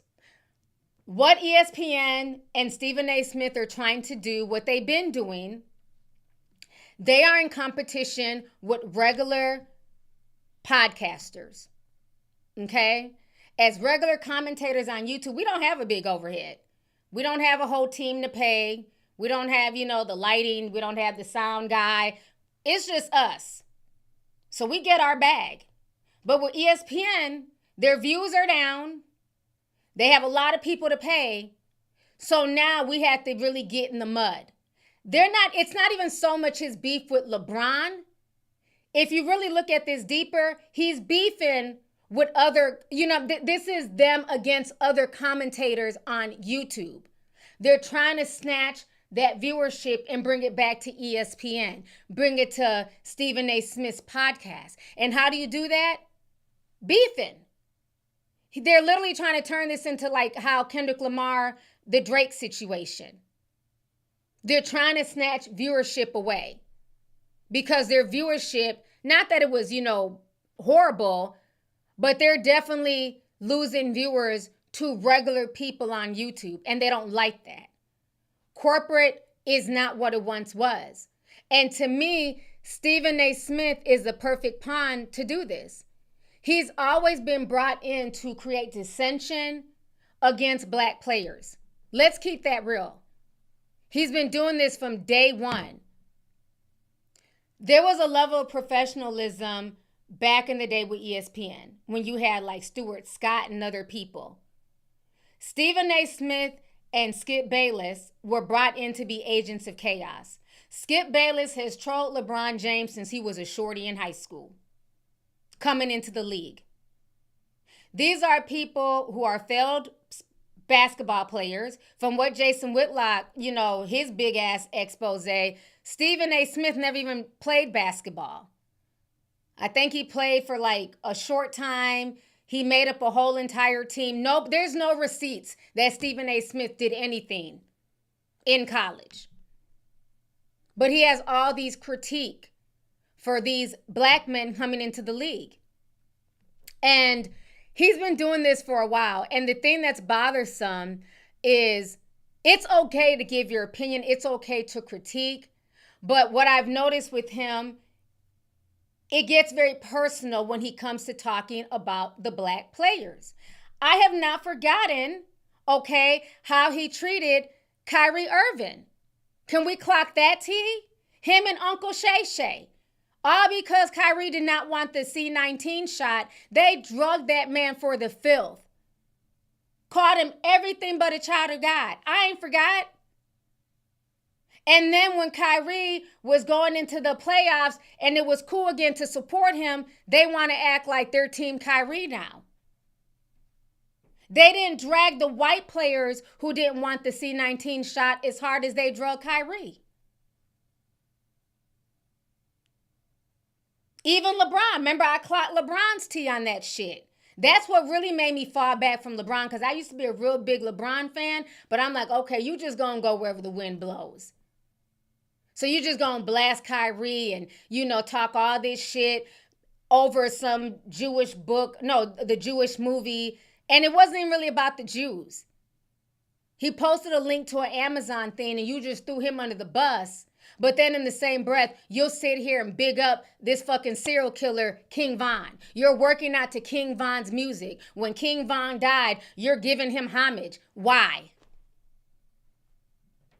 So you can promote Black Death, a black serial killer, to young black men who look up to you, but then you're going to drag Kyrie Irving? Do y'all remember me dragging LeBron James for that? So again, I'm not coming on here as some LeBron James dick writer. I'm calling it out on both sides. To me, Stephen A. Smith is an agent of chaos. And he's doing all of this for viewership. Even the few times I've watched him, he's becoming more conservative. He might as well just put on a MAGA hat at this point. He's definitely playing into a certain base. Didn't he interview Ben Shapiro the other day? I seen that thumbnail. I'm not watching that video because I can't stand Ben Shapiro. So I'm like, what is this really about? I'm even seeing the comments now. It's more like conservative white people in the comments. They're loving this shit because they want to bring LeBron James down a notch.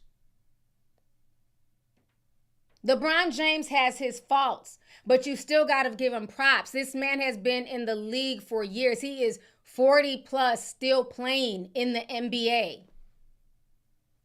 He done outplayed a lot of people. And now they're hinting that he might be on, the juice and just whatever else, because they don't never want to give that man his props. It's always something. And I get LeBron's frustration. They stay dragging him. And for him, his son was the last straw. But LeBron James has to take ownership for his son getting dragged. You overhyped your son, bruh. Your son was not that good. You overhyped him. And that was LeBron's fault. Gilbert Arenas' son is in the NBA. He didn't say a peep. He's allowing his son to build his own legacy. Carmelo Anthony's son, he'll be drafted soon. Carmelo is not out here saying, oh, my son can out-hoop. Carmelo's just letting Cayenne, I think that's his name, build his own legacy, as he should. LeBron was doing too much.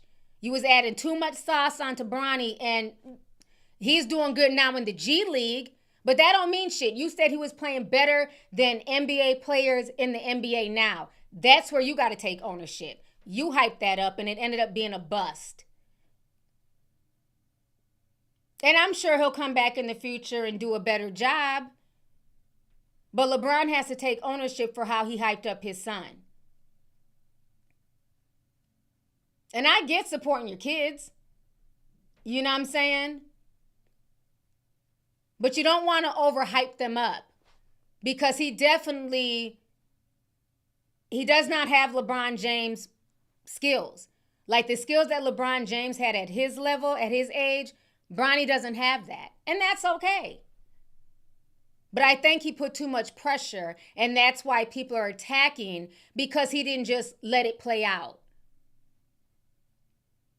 So to me, it comes out very disingenuous when Stephen A. Smith is acting like he's been calling this out. No, you wasn't, my guy. You was not. You started calling it out when you felt the waters were safe to call it out. Once the YouTubers were calling it out, then you try to come and circle back and call out LeBron. But initially it was team nepotism. I haven't forgotten.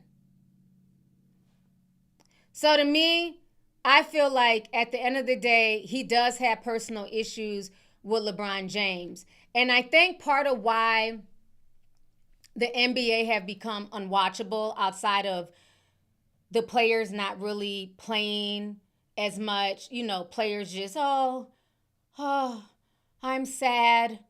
My knee hurts. I need a mental break.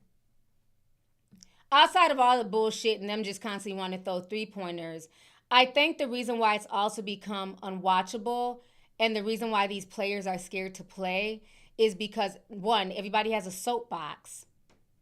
But you have people like Stephen A. Smith constantly tearing down these black male athletes. I have to keep it real. Who wants to put in the work, the time, and the energy and the wear and tear on their bodies to just be constantly just picked apart? Show me the white commentator who is covering hockey, who tears apart the hockey players when they make mistakes. They'll give their opinion, but they're not tearing them down. They're not making it personal. When you see them giving commentary on white football players, they're just talking about, you know, the ability. They're not bringing up a bunch of other stuff. But when it comes to the black players, it's a little bit of their score. Oh, they missed a shot. Then let's go ahead and talk about their tweets, their personal life. So I think at this point, a lot of these players are scared to play because they have social media and commentators so much on their head. Whereas back in the day with Jordan and all them, they didn't have to deal with social media and all these opinions. We had opinions on the game, but that was in our fucking living room. We couldn't just tweet Michael Jordan and cuss him out and, you know, talk down to him and pick on him and bully him. A lot of these players are being devalued because of the commentary by Stephen A. Smith and others online. They're constantly being picked apart. And I'm not saying that some of them don't deserve it. Don't get me wrong. Because some of these players are lazy and they're not giving their all. They're missing too many games, too many mental health breaks. Not for what the fuck y'all are getting paid to do. Y'all are making way more money than the ones who came before you. But yet y'all are taking days off. We're buying NBA tickets to come see, you know, y'all don't forget nothing. Y'all know that. We're buying these tickets to come see and support y'all. And then you go and half the star athletes, they're out. They're not playing. Back in the day, Kobe played through injuries. Michael Jordan played through injuries because they knew that somebody bought their kid a ticket. They're bringing them to the game. They're coming to see them. They are the face of the NBA. We're not coming to see the bench warmers. We want to see Mike. You know, so I think there's like a lot of blame to go around in this situation, but Stephen A. Smith is definitely milking this situation. He's definitely loving the attention. He's definitely feeling a way that LeBron James won't come on his show, won't allow him to come on LeBron's show, and that he gave that interview to Pat McAfee. He doesn't like it. He feels a way. Because don't forget, he was ranting about Pat McAfee making more money than him when they had renewed his contract. Oh, he was going in about that. But now he's been signed to a $100 million deal. So you think ESPN is going to give Stephen A. Smith a $100 million deal and they don't expect him to bring in more viewership? They have to make that money back. So if they can milk this LeBron thing, they're going to do that. At this point, it's not professional commentary. It's shock jock behavior. He is in competition with social media commentators. When I watch him now, he might as well just be a YouTuber. That's how a lot of these guys are coming off. There's no professionalism. There's no journalism behind what they're doing. They're cursing, they're carrying on. Oh, if he would have, even stepped to me, we would have threw hands. Who talks like that? And you're professional journalism. I expect that from people like me and you and YouTubers. I didn't go to school for this shit, so what you see is what you get. But who talks like that and you're tied into ESPN? They're allowing that because they want that drama. They want people to come because they've been kind of fledgling. One thing that all of these people need to remember, and I'm not just talking about the Stephen A. Smith, but I'm also talking about the YouTube commentary, just people who do commentary in general. You have to have respect for the subjects that you're covering. There has to be a level of respect. You can't just tear people down. You can have opinions about their behavior. I have opinions about people's behaviors, but you've never heard me just sit there and drag people, drag their kids, wish them death, send my fans to go attack people. I don't need to hit below the belt. You can give your commentary and be professional with it. Because at the end of the day, you're making money off of these people. If it wasn't for these athletes, you wouldn't have a topic to talk about and you wouldn't be getting a check. So put a little bit of respect on their name. You were able to get that $100 million deal because of a LeBron James, because of these black men that you've tore down over the years. Because remember, a few years ago when he went in on that white lady, they suspended him for like 2 days. ESPN, I forgot who was the white lady he went in on. They suspended. He had to come back and apologize.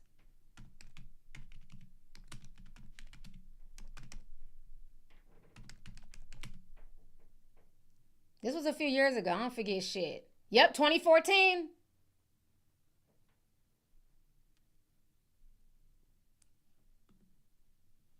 Let me see, bring up the article. He's suspended for a week over domestic violence speech. It had to do with Ray Rice. Let me see if I can. Hold on, let me share my screen. Oh, hold on.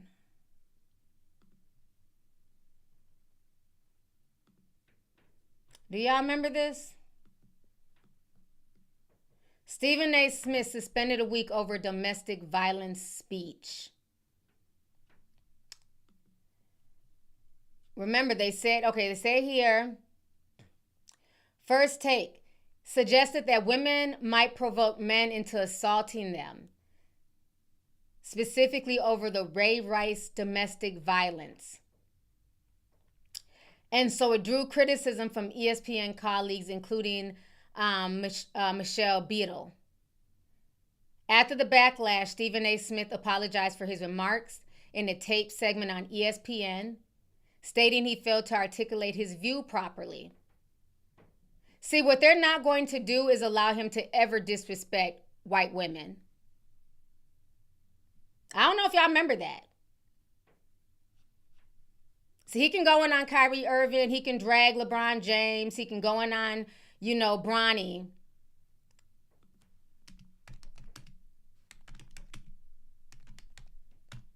They're not going to ever allow him to disrespect a white woman.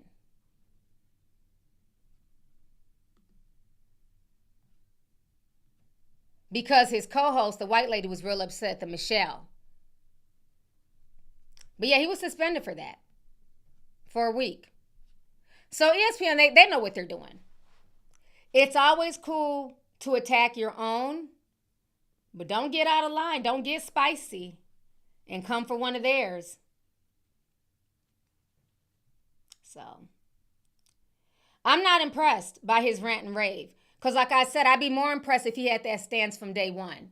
You don't get to bite off of YouTubers and then, try and come off like a YouTuber now, months later. And now LeBron is fake and you didn't like him and he's mad because you prefer Jordan being your first. You didn't say all that months ago. You were riding for LeBron months ago. You were riding for Bronny months ago. Us YouTubers, we had enough common sense to look at the stats and say, this is not going to work out the way that LeBron James thinks it's going to work out. And we were right. Hence why Bronny's now at the G League playing. Because he had no business being in the NBA.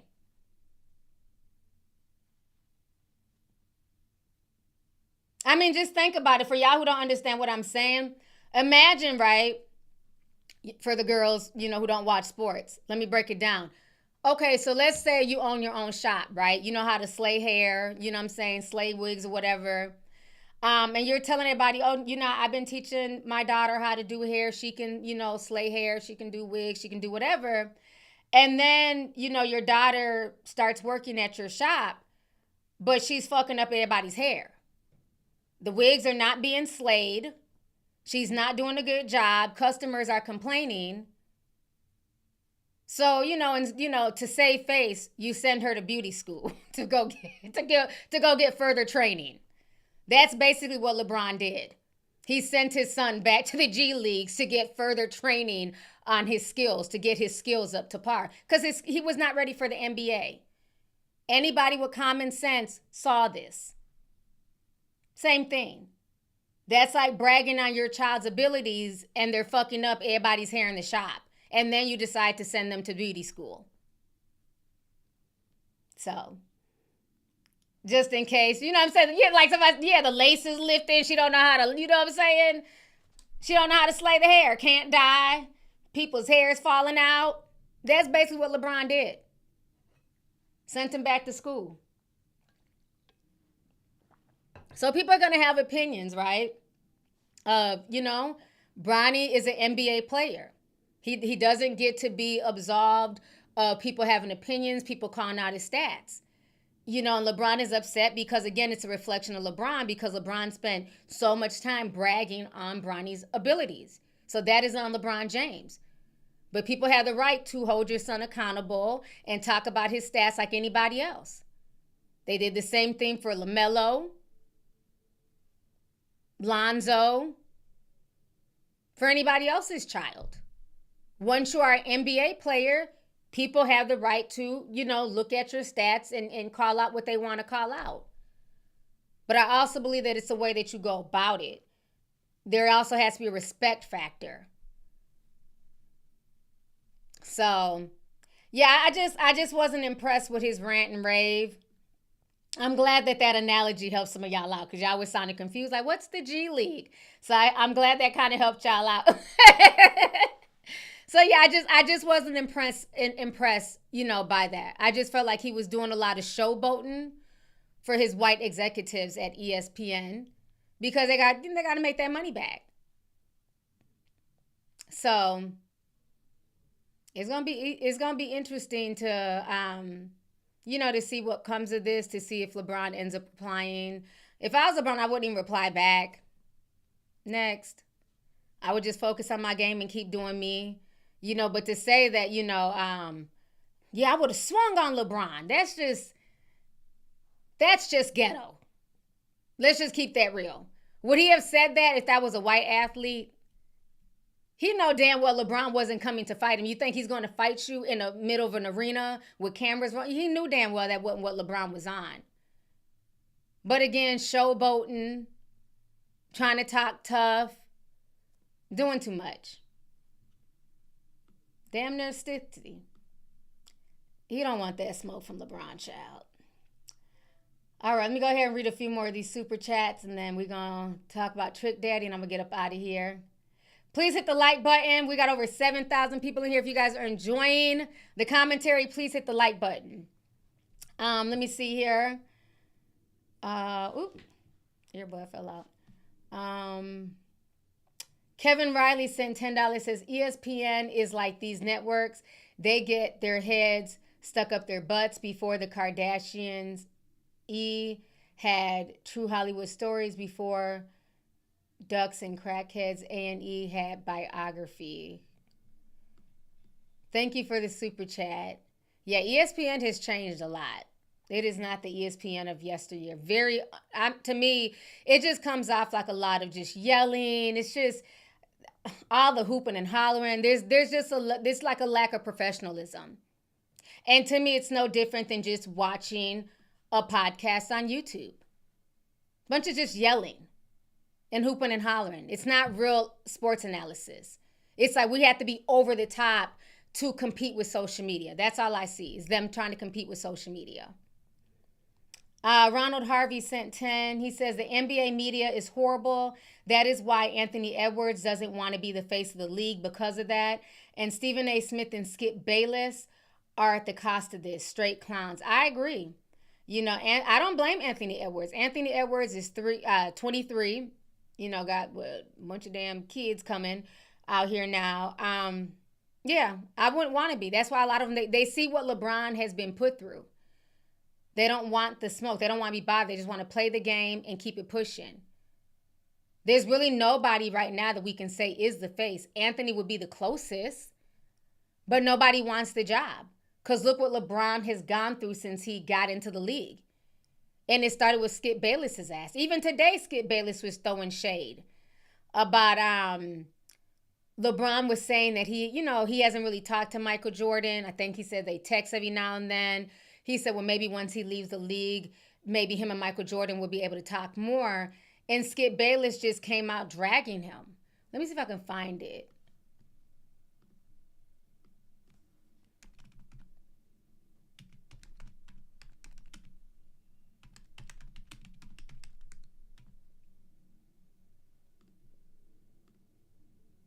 He said it today.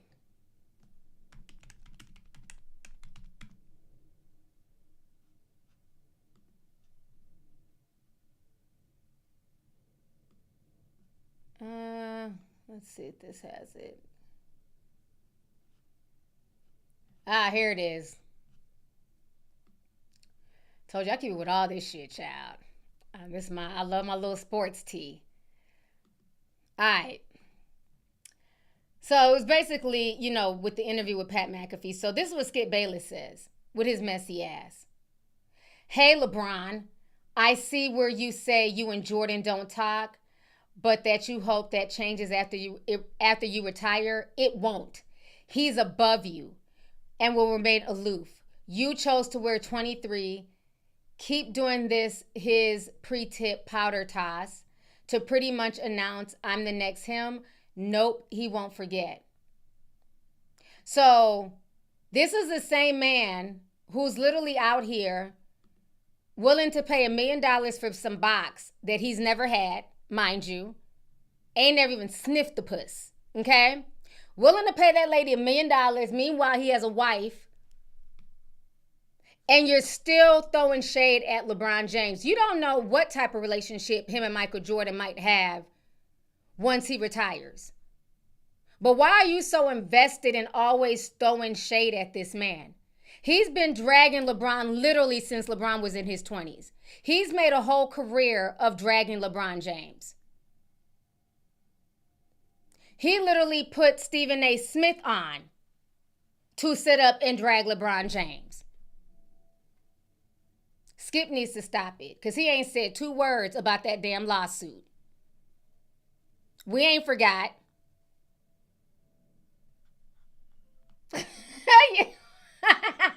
Yeah. Y'all said sniff. How you gonna offer somebody $1 million for the box and you ain't even had it before? Please explain. If that ain't some high value tricking, I don't know what is. I could see if he had it and it was good, allegedly. Child, a mess. Let me see here.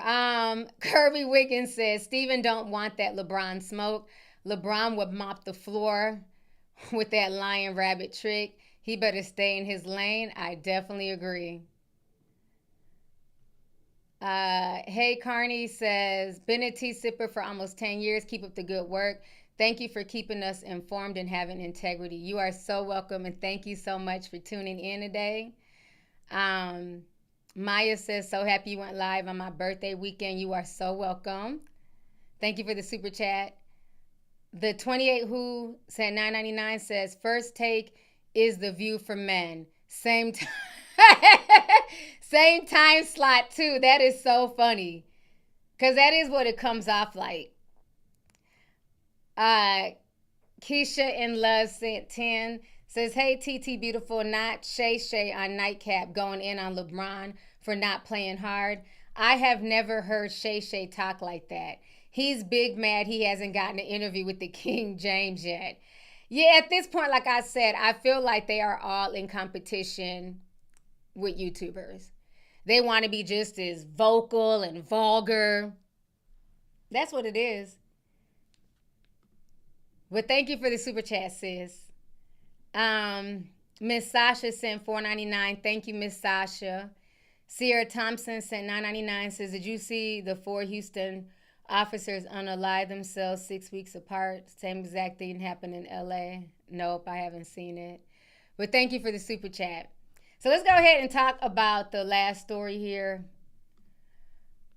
Okay, we're moving on from the sports tea. So let's talk about this Trick Daddy situation. So Trick Daddy's ass is currently going viral for his take. He's saying that he will not date women past the age of 35. He only wants to date women 22 to 35. So let's go ahead and see what Trick had to say.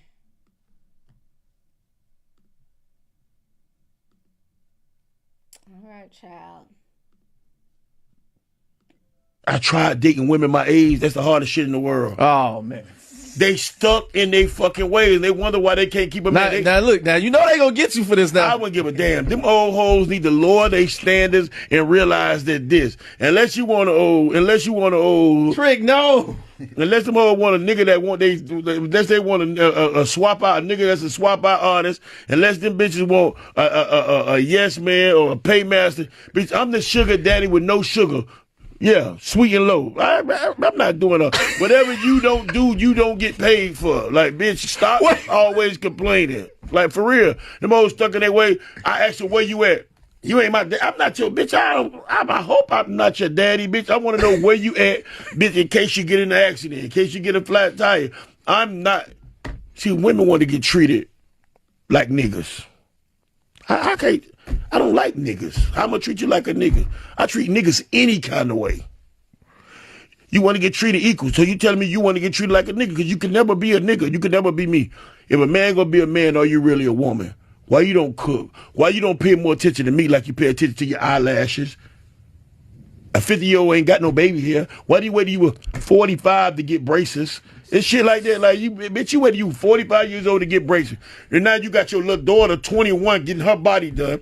23, and she 23 years old, and she got her titties done. You ain't even have a baby yet. That shit gonna drop. You got to get them done again. You understand what I'm saying?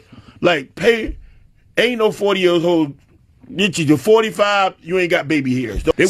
So what age do you normally like? Is it like 25? Nah. From 22 to 35. So you cut it out. They can't be past 35. 35? Nah, hell no. That's right around the time they got life fucked up right there. 35-year-old, a 35. This is about a 35 bitch with a wig on. Let's think about that. Bitches in my area, the only one who wore wigs was bank robbers, drag queens, and motherfucking clowns who are prostitutes. Think about who wore a wig when you were young. Bank robbers. You said a clown that's a prostitutes. That's what clown hoes, we call them prostitutes. Oh, okay. I was like, all right. Yeah, like prostitutes, bank robbers, and drag queens. That's who wore wigs. So when you're a 40-year-old bitch who putting on a lace wig. Just think about that. Cut your eyebrows off just to draw them back, and now they crooked. Then some of them get them tattooed in now. I don't want no bitch no. I don't care nothing about no shaving, no pussy, nothing. You ain't got to shave none of that. Unless that pussy nappy, leave it alone. You can trim it. You can cut it down, one against the grain, mohawk, and landing strip. But you ain't got to shave that pussy. Don't be talking about, oh, no, hair on your pussy. Ugh, that's nasty. No, that's when we knew in the 70s and the 80s, we knew she was grown or growing up because now she got grass on the playing field. That's when we knew. So now all of a sudden, everybody's doing what everybody else is doing. That's why they hoes cannot accuse men of cheating no more. How am I cheating? I'm fucking the same bitch who you want to be like. I tried dating. Okay, let me come back on the screen. What the fuck? Oh, it is thundering. I don't know if y'all can hear the thunder, child. He said a whole lot. He kind of just skipped around. It seems like he has a lot of issues with women in general. You know, my thing is, how old is Trick Daddy? Ain't he like damn near 50? Let me Trick Daddy's age. How old is Trick? This man is 51 years old. 51. These dudes be talking like they are spring chickens themselves. 51 years old. So let me say this. Y'all know I've said this time and time again. I don't think there's anything wrong with dating somebody young. You know what I'm saying? If both people consent to be in the relationship, as long as you're of age and it's legal, I don't care. What I find very interesting, especially like with a lot of older men who date younger women, the way they talk about it always comes off like very just predatory, disgusting, usury. A lot of times it does not come off like they're trying to build something with these women, like they're trying to like be in a serious relationship. It's almost like an ego boost. Like I can still pull a 22-year-old. I can still, I can just pay to trick off on some young cooch. It doesn't come off as genuine. Whereas like a lot of times if it's older women dating a younger guy, a lot of times it's like a serious relationship, Like they're not talking as if they're just using that person. And the thing is, a lot of these young girls, they're not playing. I don't know why a lot of these older guys have it in their head that a lot of these young girls are just like, especially in this day and age, like they're just young and naive. A lot of these young girls aren't playing. They're on their city girl shit. They know if that they're going to date an older guy, you got to have money. A lot of these young girls are not going to be dating a man in his 50s and he ain't got shit. They want money. You got to pay for their living, nails, trips, all that shit. So I don't know why they put it out there that they can just get with these young girls and there's nothing in it for these girls. You know what I'm saying? A lot of these young girls, they know their worth. They're not playing these games with these old guys. You want to use up my youth and have me on your arm like arm candy? You got to pay to play. So a lot of these young girls, these little 22-year-olds, they're not playing. They know the game. This ain't like back in the, 80s and 90s. These new girls are not playing. So I don't know why he's talking like he's just finding like a bunch of like naive 21, 22, 23-year-olds. Again, date who you want to date, but I don't understand why you have to knock. Like, what is it with like older men constantly knocking women past the age of 35? Like, can we stop acting like women should just roll over and die once they hit 30? It's really disturbing at this point. I'm sure he has daughters. Like, it doesn't make any sense. Like, why do people act like men don't age? Men age as well. And the way he got lupus? The way he looks like he needs a nurse with a purse. He's worried about, a 22-year-old's coochie landing strip. He better hope one of these young girls will be there with him. You know what I'm saying? He's getting old. He better hope that they're willing to be there with him and nurse him in his final days. It just doesn't make any sense. Like, just like the constant hate of women over the age of 30. It's weird. It really is. Because you don't have women out here just knocking men once they get a certain age. It's like, okay, he old, well, shit. And Age comes for everybody. It's really weird that these celebrities continue to push that. And I could get if he was young too. He's no spring chicken. And then, he's talking about, older women wearing wigs and stuff. You got a lot of these older men out here wearing male weaves. Clock that T. And it's not no knock on them, because whatever you wear to, help boost your self-esteem or make you feel younger, do you. I don't knock men who wear weaves. That's their business. Just stay out the pool. So it's just like, it's just weird. The whole conversation just did not make any sense. It just felt like a bunch of projecting. Older women had too many standards, as they should. Like, I don't understand, why is standards a bad thing? I think men and women should have standards. As a man, you should want a woman who brings something to the table, who has something going for herself outside of, coochie and problems. Just like as a man, who the hell wants dust and dick? You got to bring something to the table. You got to have something going for yourself. Why are we making it seem like standards are a bad thing? It's funny that when a lot of these celebrity men talk about their daughters, they want their daughters to have all these standards and date, high value men. But when it comes to other people's daughters, it's, fuck y'all. Y'all bitches have high standards. Lower your standards. Would you tell your own daughter to lower her standards? Would you tell your own daughters to date a man like you, who's a player, who has nothing going on for themselves? It's insane. When did standards become a bad thing? And really, a lot of women honestly lower their standards because there's not a lot of high value men to go around. Let's keep that real. All y'all not going to get some NBA, NFL baller, rapper, you know what I'm saying? So a lot of women do have to compromise in certain aspects. So maybe he doesn't make $100,000 a year, but he makes 50. Sometimes you have to compromise. But to say that people shouldn't have standards or that their standards are high is insane. Never lower your standards for anybody, male or female. If there's certain things that you're not in, if you don't, like I've said it, for men, if you don't want a woman come into a relationship with a bunch of kids and you don't have no kids, I can't knock no man for that. Not every man wants to be a stepfather to your damn rugrats. They daddies ain't even in their lives. If you don't have no kids, you don't have to be bothered with a woman who got 3 baby daddies. And in the same breath, if a woman don't have no kids, she shouldn't have to be bothered with you and your 6 baby mamas. If a woman has kids and she was married and she has, her kids are by the same person, people have the right to their standards. I've said this before. I won't date a guy who has a bunch of baby mamas. I have my 2 kids from my ex-husband. So if you have children, did you marry your baby's mother? If I'm not coming to the table with 3 and 4 baby daddies, I'm not dating a guy who has multiple baby mamas. I have the right to that standard. So when I hear that somebody has 3, 4 kids, how many baby mamas?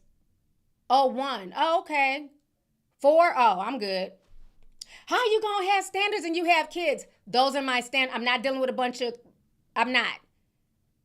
not dealing with a bunch of different personalities and this baby mama here. I'm not doing it because I'm not bringing that to the table. You're not dealing with my 4 baby dads. So everybody has a right to their standards with where you're at in life.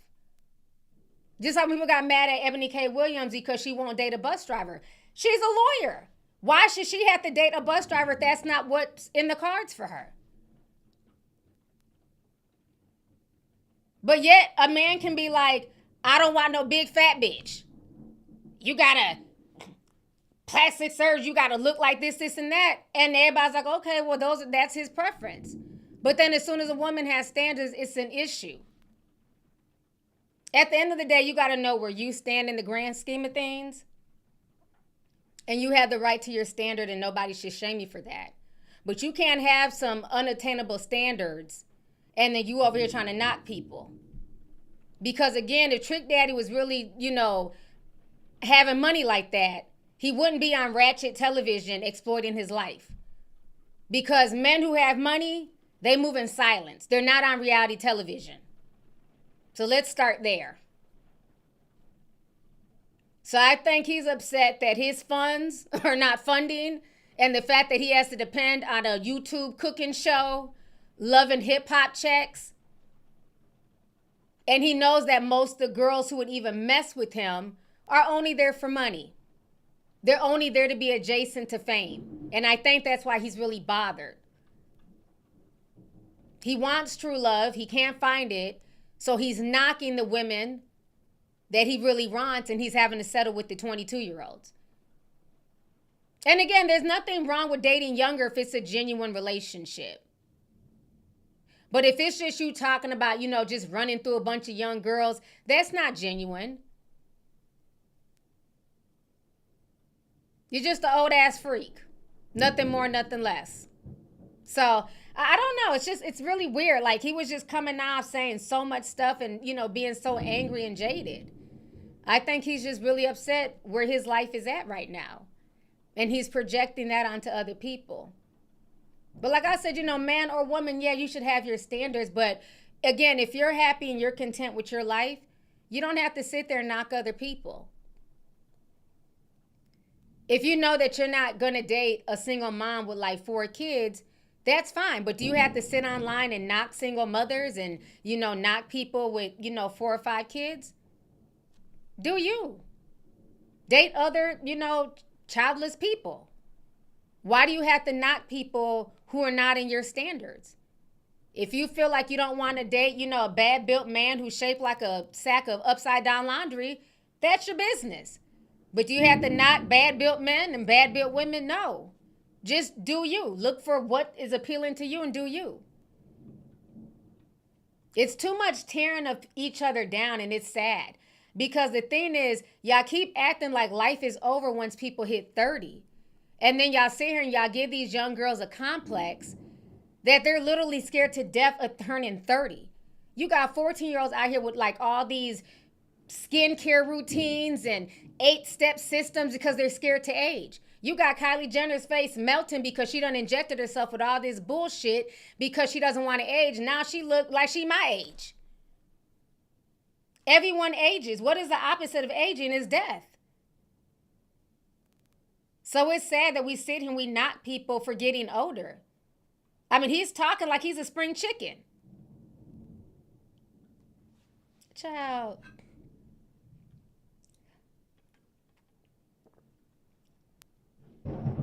Oh, it is really storming. I hate when it be thundering and stuff. Child, got me nervous. Cause like back in the day, like your mom or grandma be like, turn off all the lights, turn off the TV. Now I got all this equipment on. I'm like, damn, this thunder and lightning out there. Oh yeah, I gotta hit on Andrew Tate before I go. Let me hit on that. So right now, Andrew Tate is trending because this white pick-me lady, oh, she thought she hit gold, honey. But it's come out. Andrew Tate is out here whooping her ass. She had to wait for him to leave the country. She done went and filed charges on him. So we're going to cover this story. This was all over Twitter earlier today.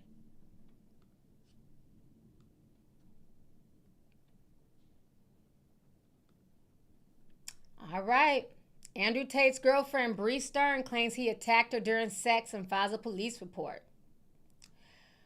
Let's see here. One of Andrew Tate's girlfriends said she was nearly choked unconscious during a violent sexual encounter 2 weeks ago, prompting her to report the alleged incident to police.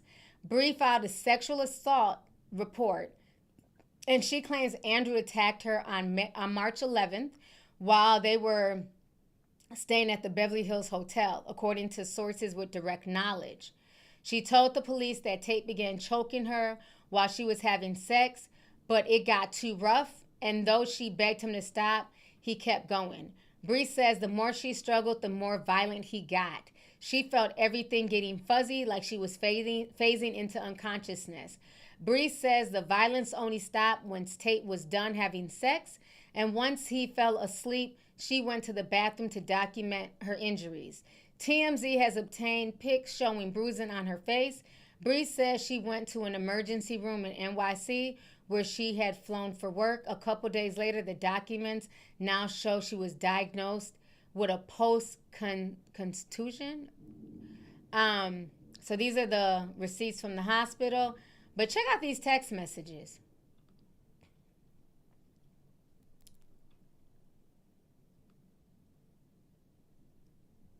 Pookie poem and Pookie flowers. Says, I'm sad today and I miss Pumpkin. Pookie Pumpkin Princess. Okay, so this is March 9th. Andrew Tate writes, you talk back too much, whore, so I beat you. I will hit you today, but I love you. Then she says, why the name calling? He says, do you understand? She says, I'm scared. He says, don't care. Do you understand? She says, yes. Why the hitting? He says, do you belong to me or not? She says, I do. He says, I want to beat the fuck out of you. You will give me a child this year, bitch. Why do you want to beat me? It's 12:30 a.m. I'm in the room. I sleep soon. He says, what's the point in having you if I don't beat you and impregnate you? You should be thankful.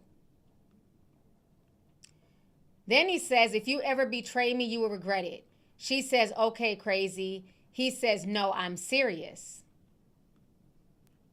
He says, if you're mine, why wouldn't I be able to hit you, okay? She says, you scared me with what you said. He says, I really love hitting you. It's very good for me and you. It's relaxing, don't you think? ?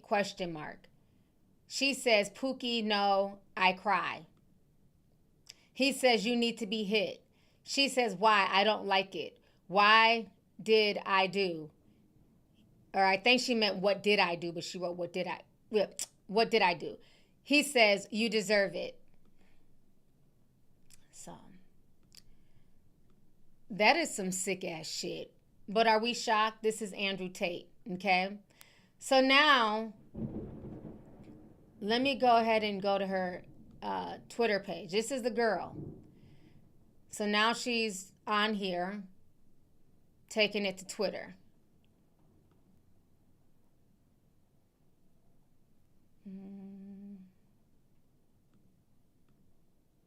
Okay. Let me see if I can minimize it a bit.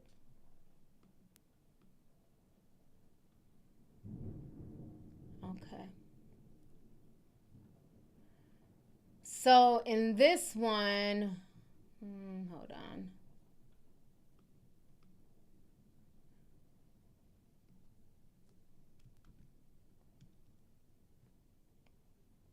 She says here, let me just use the other way. Hold on. Okay. She says here, you are my property. My name is Bree Stern. I'm from Los Angeles. I met Andrew Tate in the summer of 2024, and we were in a relationship for almost a year. So she's showing her face.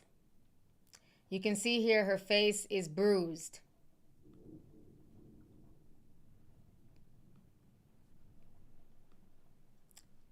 This is a video here of her. What do I do? Filming her bruises.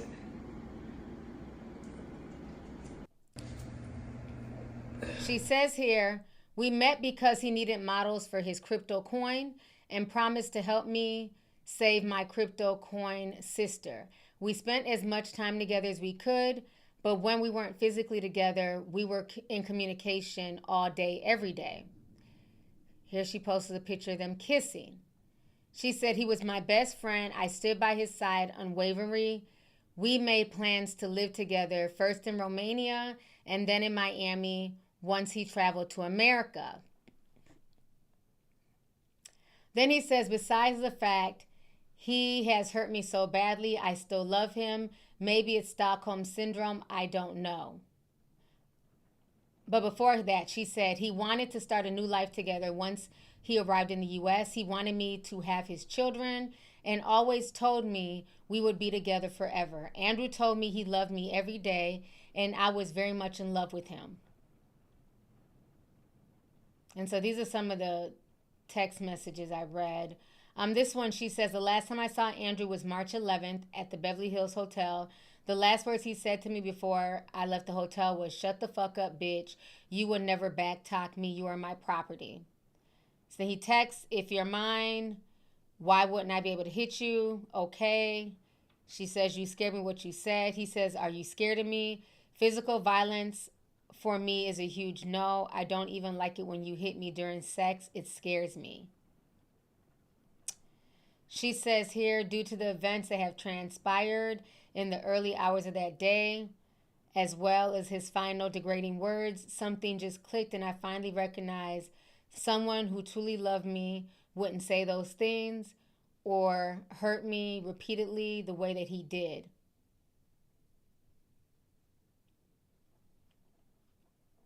Let me click on this.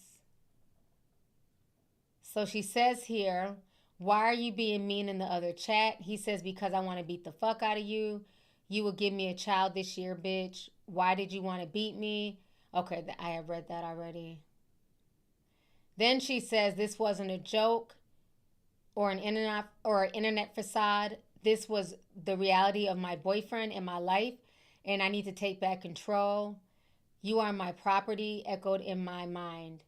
And I knew that it was not in the future I wanted for myself or my future children.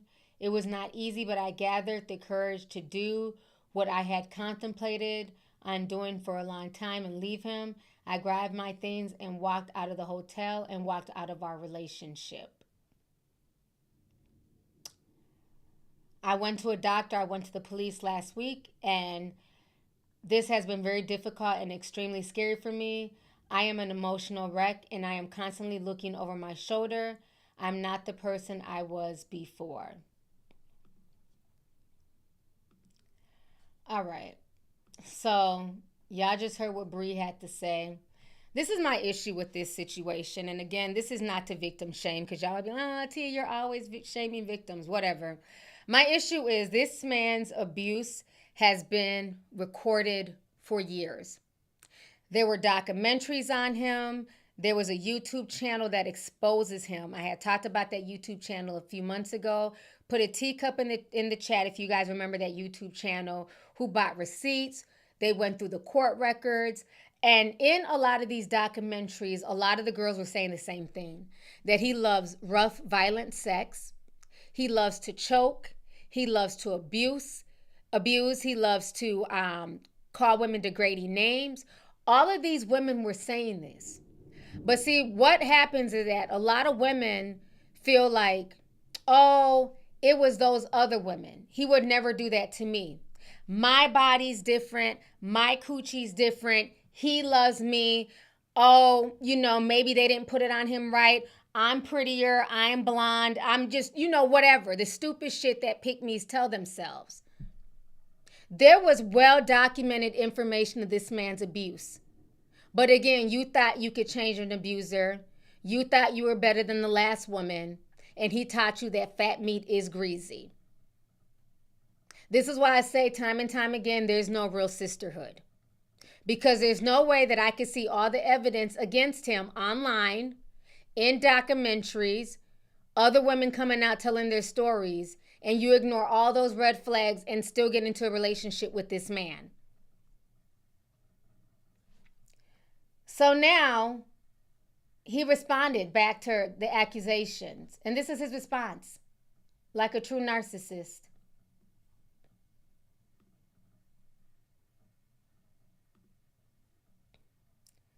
After it went viral, he came online and he said, water is wet. So let me go ahead and play you guys the video. How do I hate women if I fucking go to work so I can pay for her life? How do I hate women if I'm prepared to die if someone attacks her? How do I hate women if I put up with all her problems and try and make her feel happy at my own expense? The average husband out here is going to work in a shit job he doesn't want to fucking work all day, every day to bring home money to his wife so that she can smile. Not him. He wants her to smile more than he wants himself to smile. And we're called misogynistic and terrible people for having that basic masculine inclination to protect and provide. All of this is a psyop of the highest level, and it's done on purpose to break the family unit and break societies en masse because women and children can be psyop. That's why men have to protect them. How do I hate women if I fucking go to work? This dude is so full of shit. So full of shit. So then somebody reminded him, they were like, is this you? So we're going to go ahead and listen to this.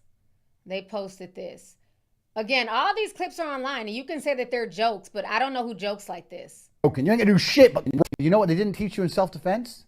Here's a little move. When I grab you by your neck and you start annoying me trying to resist, and I just and then I grab you by your neck again. Then what the fuck are you gonna do when your face is collapsed and your fucking cheekbone's broken? You ain't gonna do shit but cry. I guarantee I changed the way you look at sex forever. You're gonna be fucking crying. I won't cry. I bet you cry, bitch.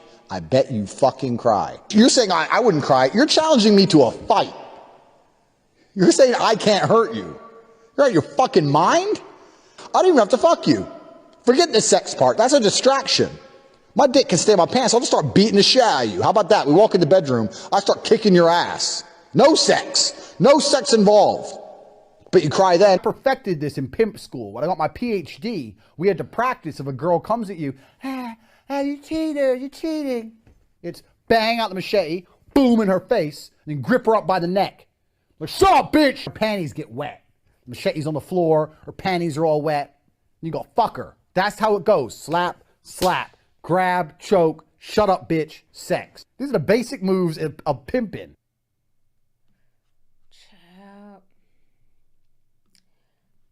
And y'all can say, you know, because his stupid fans would be like, oh, that's just satire. I don't know who jokes like that. I'm sorry, but that type of joking, that don't make my nipples hard. That makes me like quench up, like, what the fuck? How is that a turn on? That's not a joke to me. Nothing that he said is funny, is okay, but it's very interesting that everything he was saying in those joke videos is everything that not only his latest girlfriend, Bree, has come out with receipts. Other women have been saying this for years about Andrew. But y'all swear up and down it's a joke. No, what it is that he's speaking his truest, darkest desires under the guise of, you know, I'm just telling a joke, bro. It's just me being funny. It's satire. No, that's the real him. That's the real him. And women need to stop trying to be pick-me's and thinking that it won't happen to you because you're better than the last woman. Because now she's finding herself in the same situation as these other women. Abused, bruised, and battered. And I feel bad for her. You know, she's young. And she's going to be dealing with some PTSD. But you have to learn, like I always tell y'all, learn from the mistakes of other people so that way you're not destined to repeat them. I'm not about to sit here and watch a dude have rumors around him about putting hands on bitches, R-ing females, disrespecting women time and time again. And then I'm like, oh, I'll date him. Absolutely not. His track record speaks for itself. But you know the sad part? You'll still have women lining up to date him because, again, it's more important to be adjacent to his lifestyle, his wealth, and his notoriety than their safety. And he knows it. He knows it. And that's why he can continue to move the way that he moves, because it's another woman waiting in the wings. There's women out here willing to have his baby, and he knows it, just because of this lifestyle he's portraying to have. So the whole situation is just really, really, yes, somebody said Megan Good. Ooh, Nico. Ooh, I ain't even want to go there. Can we talk about Megan real quick? First of all, I believe that Megan Good was the other woman.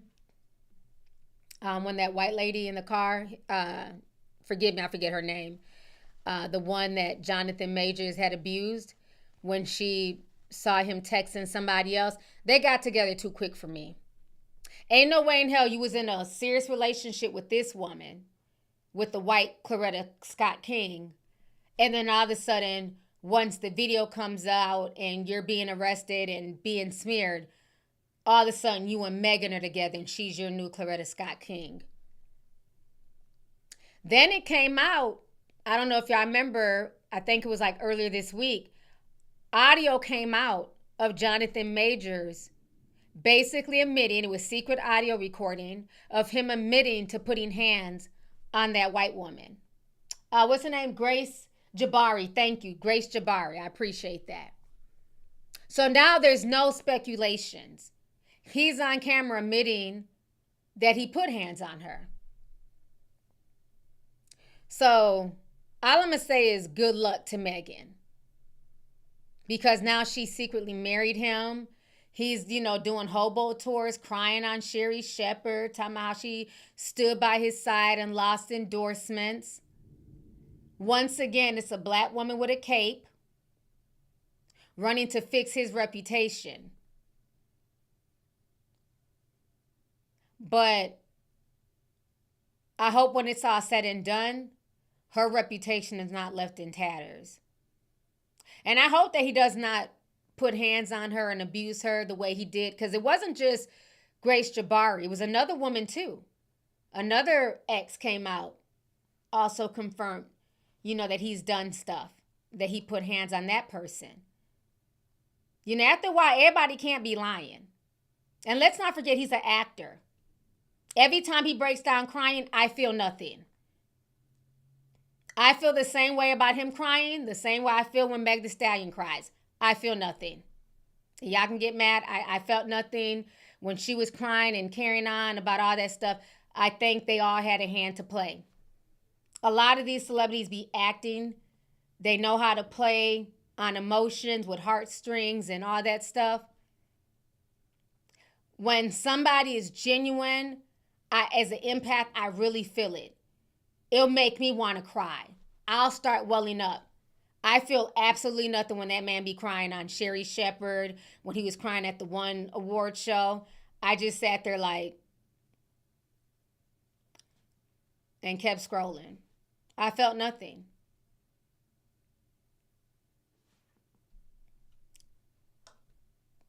That's just me keeping it real.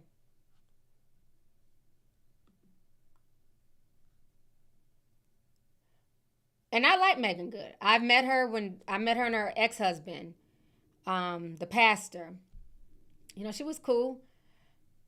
I just hate the fact that her legacy is tied to all this muck. Like Cat Williams said, Megan Good is really the one that saved Jonathan Majors' reputation and career. And I just hope it does not come back to bite her. Because up until her getting with him, she was good. She had her marriage, they ended in divorce, and that's okay. Things happen. But it's something about him. Too many red flags. And I know a lot of times it's easy to dismiss it and say it's racism and it's, white women just trying to take down this man. But now the receipts are out here. He was on audio admitting to putting hands on her. So I just hope she's careful, because a lot of times women will get into these situations thinking it's not going to happen to them. They're better than the last girlfriend, and then they find themselves in the same exact situation. So hopefully he's changed, but child, who knows?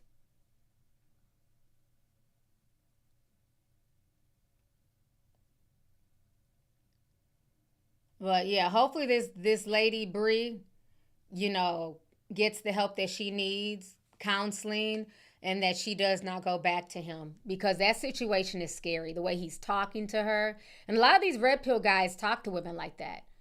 They think it's okay. And you have some women who think that it's okay to be talked to like that. It's not. If somebody really loves you, they don't have to talk to you in that type of abusive fashion. That is insane. And then demanding and saying that you're... And my thing is, you know, this is the same man who will sit here and talk shit and call women whores if they have kids out of wedlock, if they have multiple children. This same idiot and his brother have, you know, after all this stuff came out in court records, he has several baby mamas. He has several children out of wedlock. So you notice none of these guys ever practice what they preach? It's okay when they do it, but it's a problem when women do it. So he's creating a bunch of broken homes, and he's still looking to create more broken homes with this next lady. The hypocrisy. But then we'll talk shit about women for being single mothers. But in the same breath, this loser is creating single parent households. He has not married one woman that he's knocked up. Matter of fact, he pimped the baby mama. Him and Tristan, remember, they had both their baby mamas doing webcams together. What kind of sick shit is that? Had them doing all types of freaky shit. Y'all's kids is our cousins. Really? But then we'll talk about other people being degenerates. What part of Islam is this? What part of Christianity is this? They will talk so much about, oh, the family, the American family, and family values. So it's cool when your girls are gay.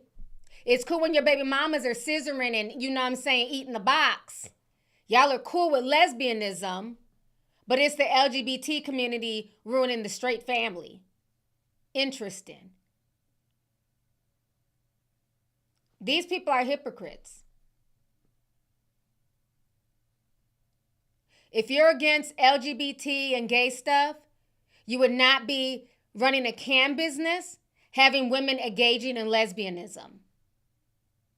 What part of that is of Allah?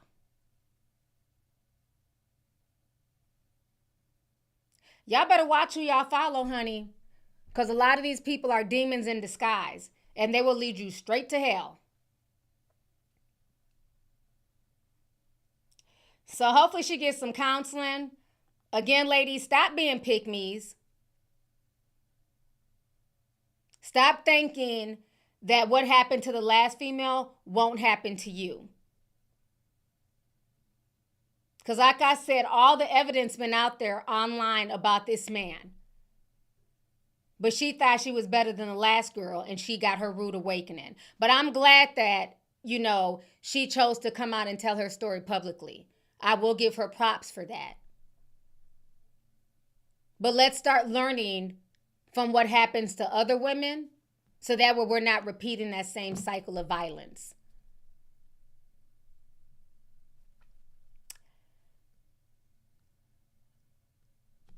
Let me read this last super chat here.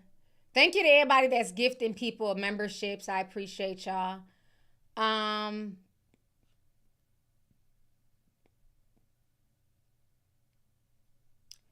Jesse sent $10 and said, I don't know her or the whole situation, but I would say when people like Andrew Tate or other people show you exactly who they are and you still pick them, then that's on you. Save your peace. Yeah, it's sad. Like I said, I hope she figures it out.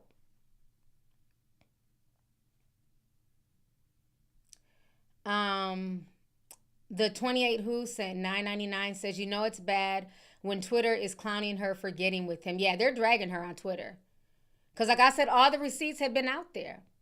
But unfortunately, you have women, you know, with this pick-me behavior who think that it won't happen to them, unfortunately.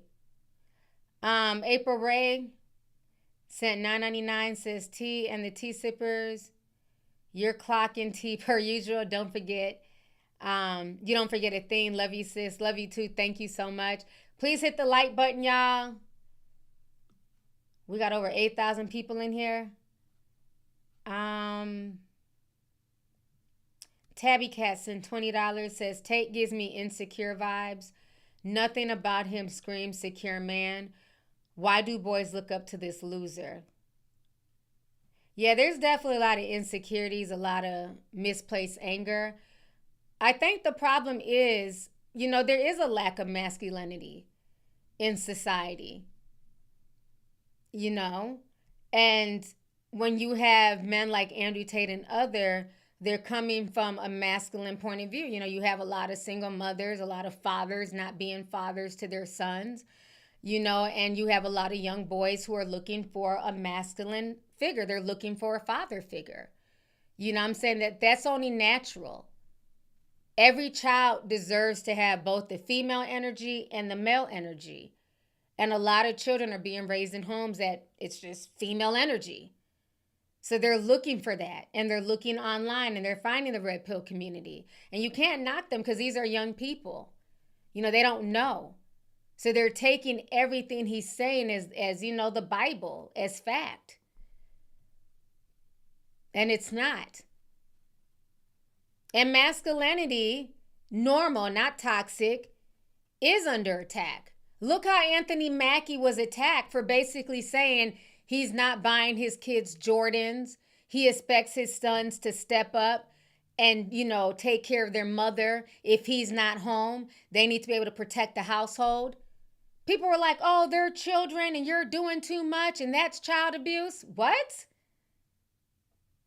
And y'all know I'm not a big Anthony Mackie fan because of how he does pictures. He hates taking pictures with people and he's really rude about it. But I agreed with everything he was saying on that podcast. He wasn't saying anything disrespectful. When he's not there as the father of the household, the boys are supposed to step up. Make sure that the household is still running properly. He said, I raised my oldest son properly where he can divvy out, duties and, chores and stuff like that and keep the younger son in line. That's how it's supposed to be. But you had people screaming that was toxic masculinity. So I do think that a lot of just regular masculine positive conversations are missing and are demonized in some spaces. And so because of that, when the mainstream demonizes normal masculine conversations, then you have young men running to the extreme, which is the Andrew Tates and the red pill community. And that's the problem. So that's just my opinion on the matter. George Collins says, hey T, this Andrew Tate situation has me thinking about the new Netflix series, Adolescence. Have you seen it? No, I haven't, but I'll watch it tonight because I do want to see something on Netflix. So maybe I'll check it out and I'll let you guys know next week. But yeah, no, I haven't heard of it.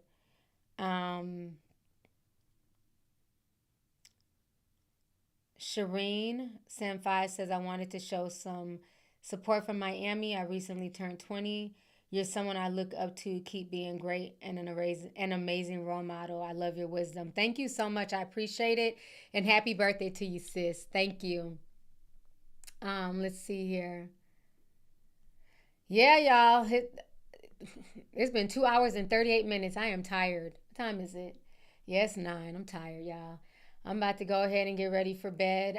This has been an amazing discussion. I appreciate you guys for coming through and, just showing love. Thank you guys for the support and the super chats. This was a wonderful dialogue.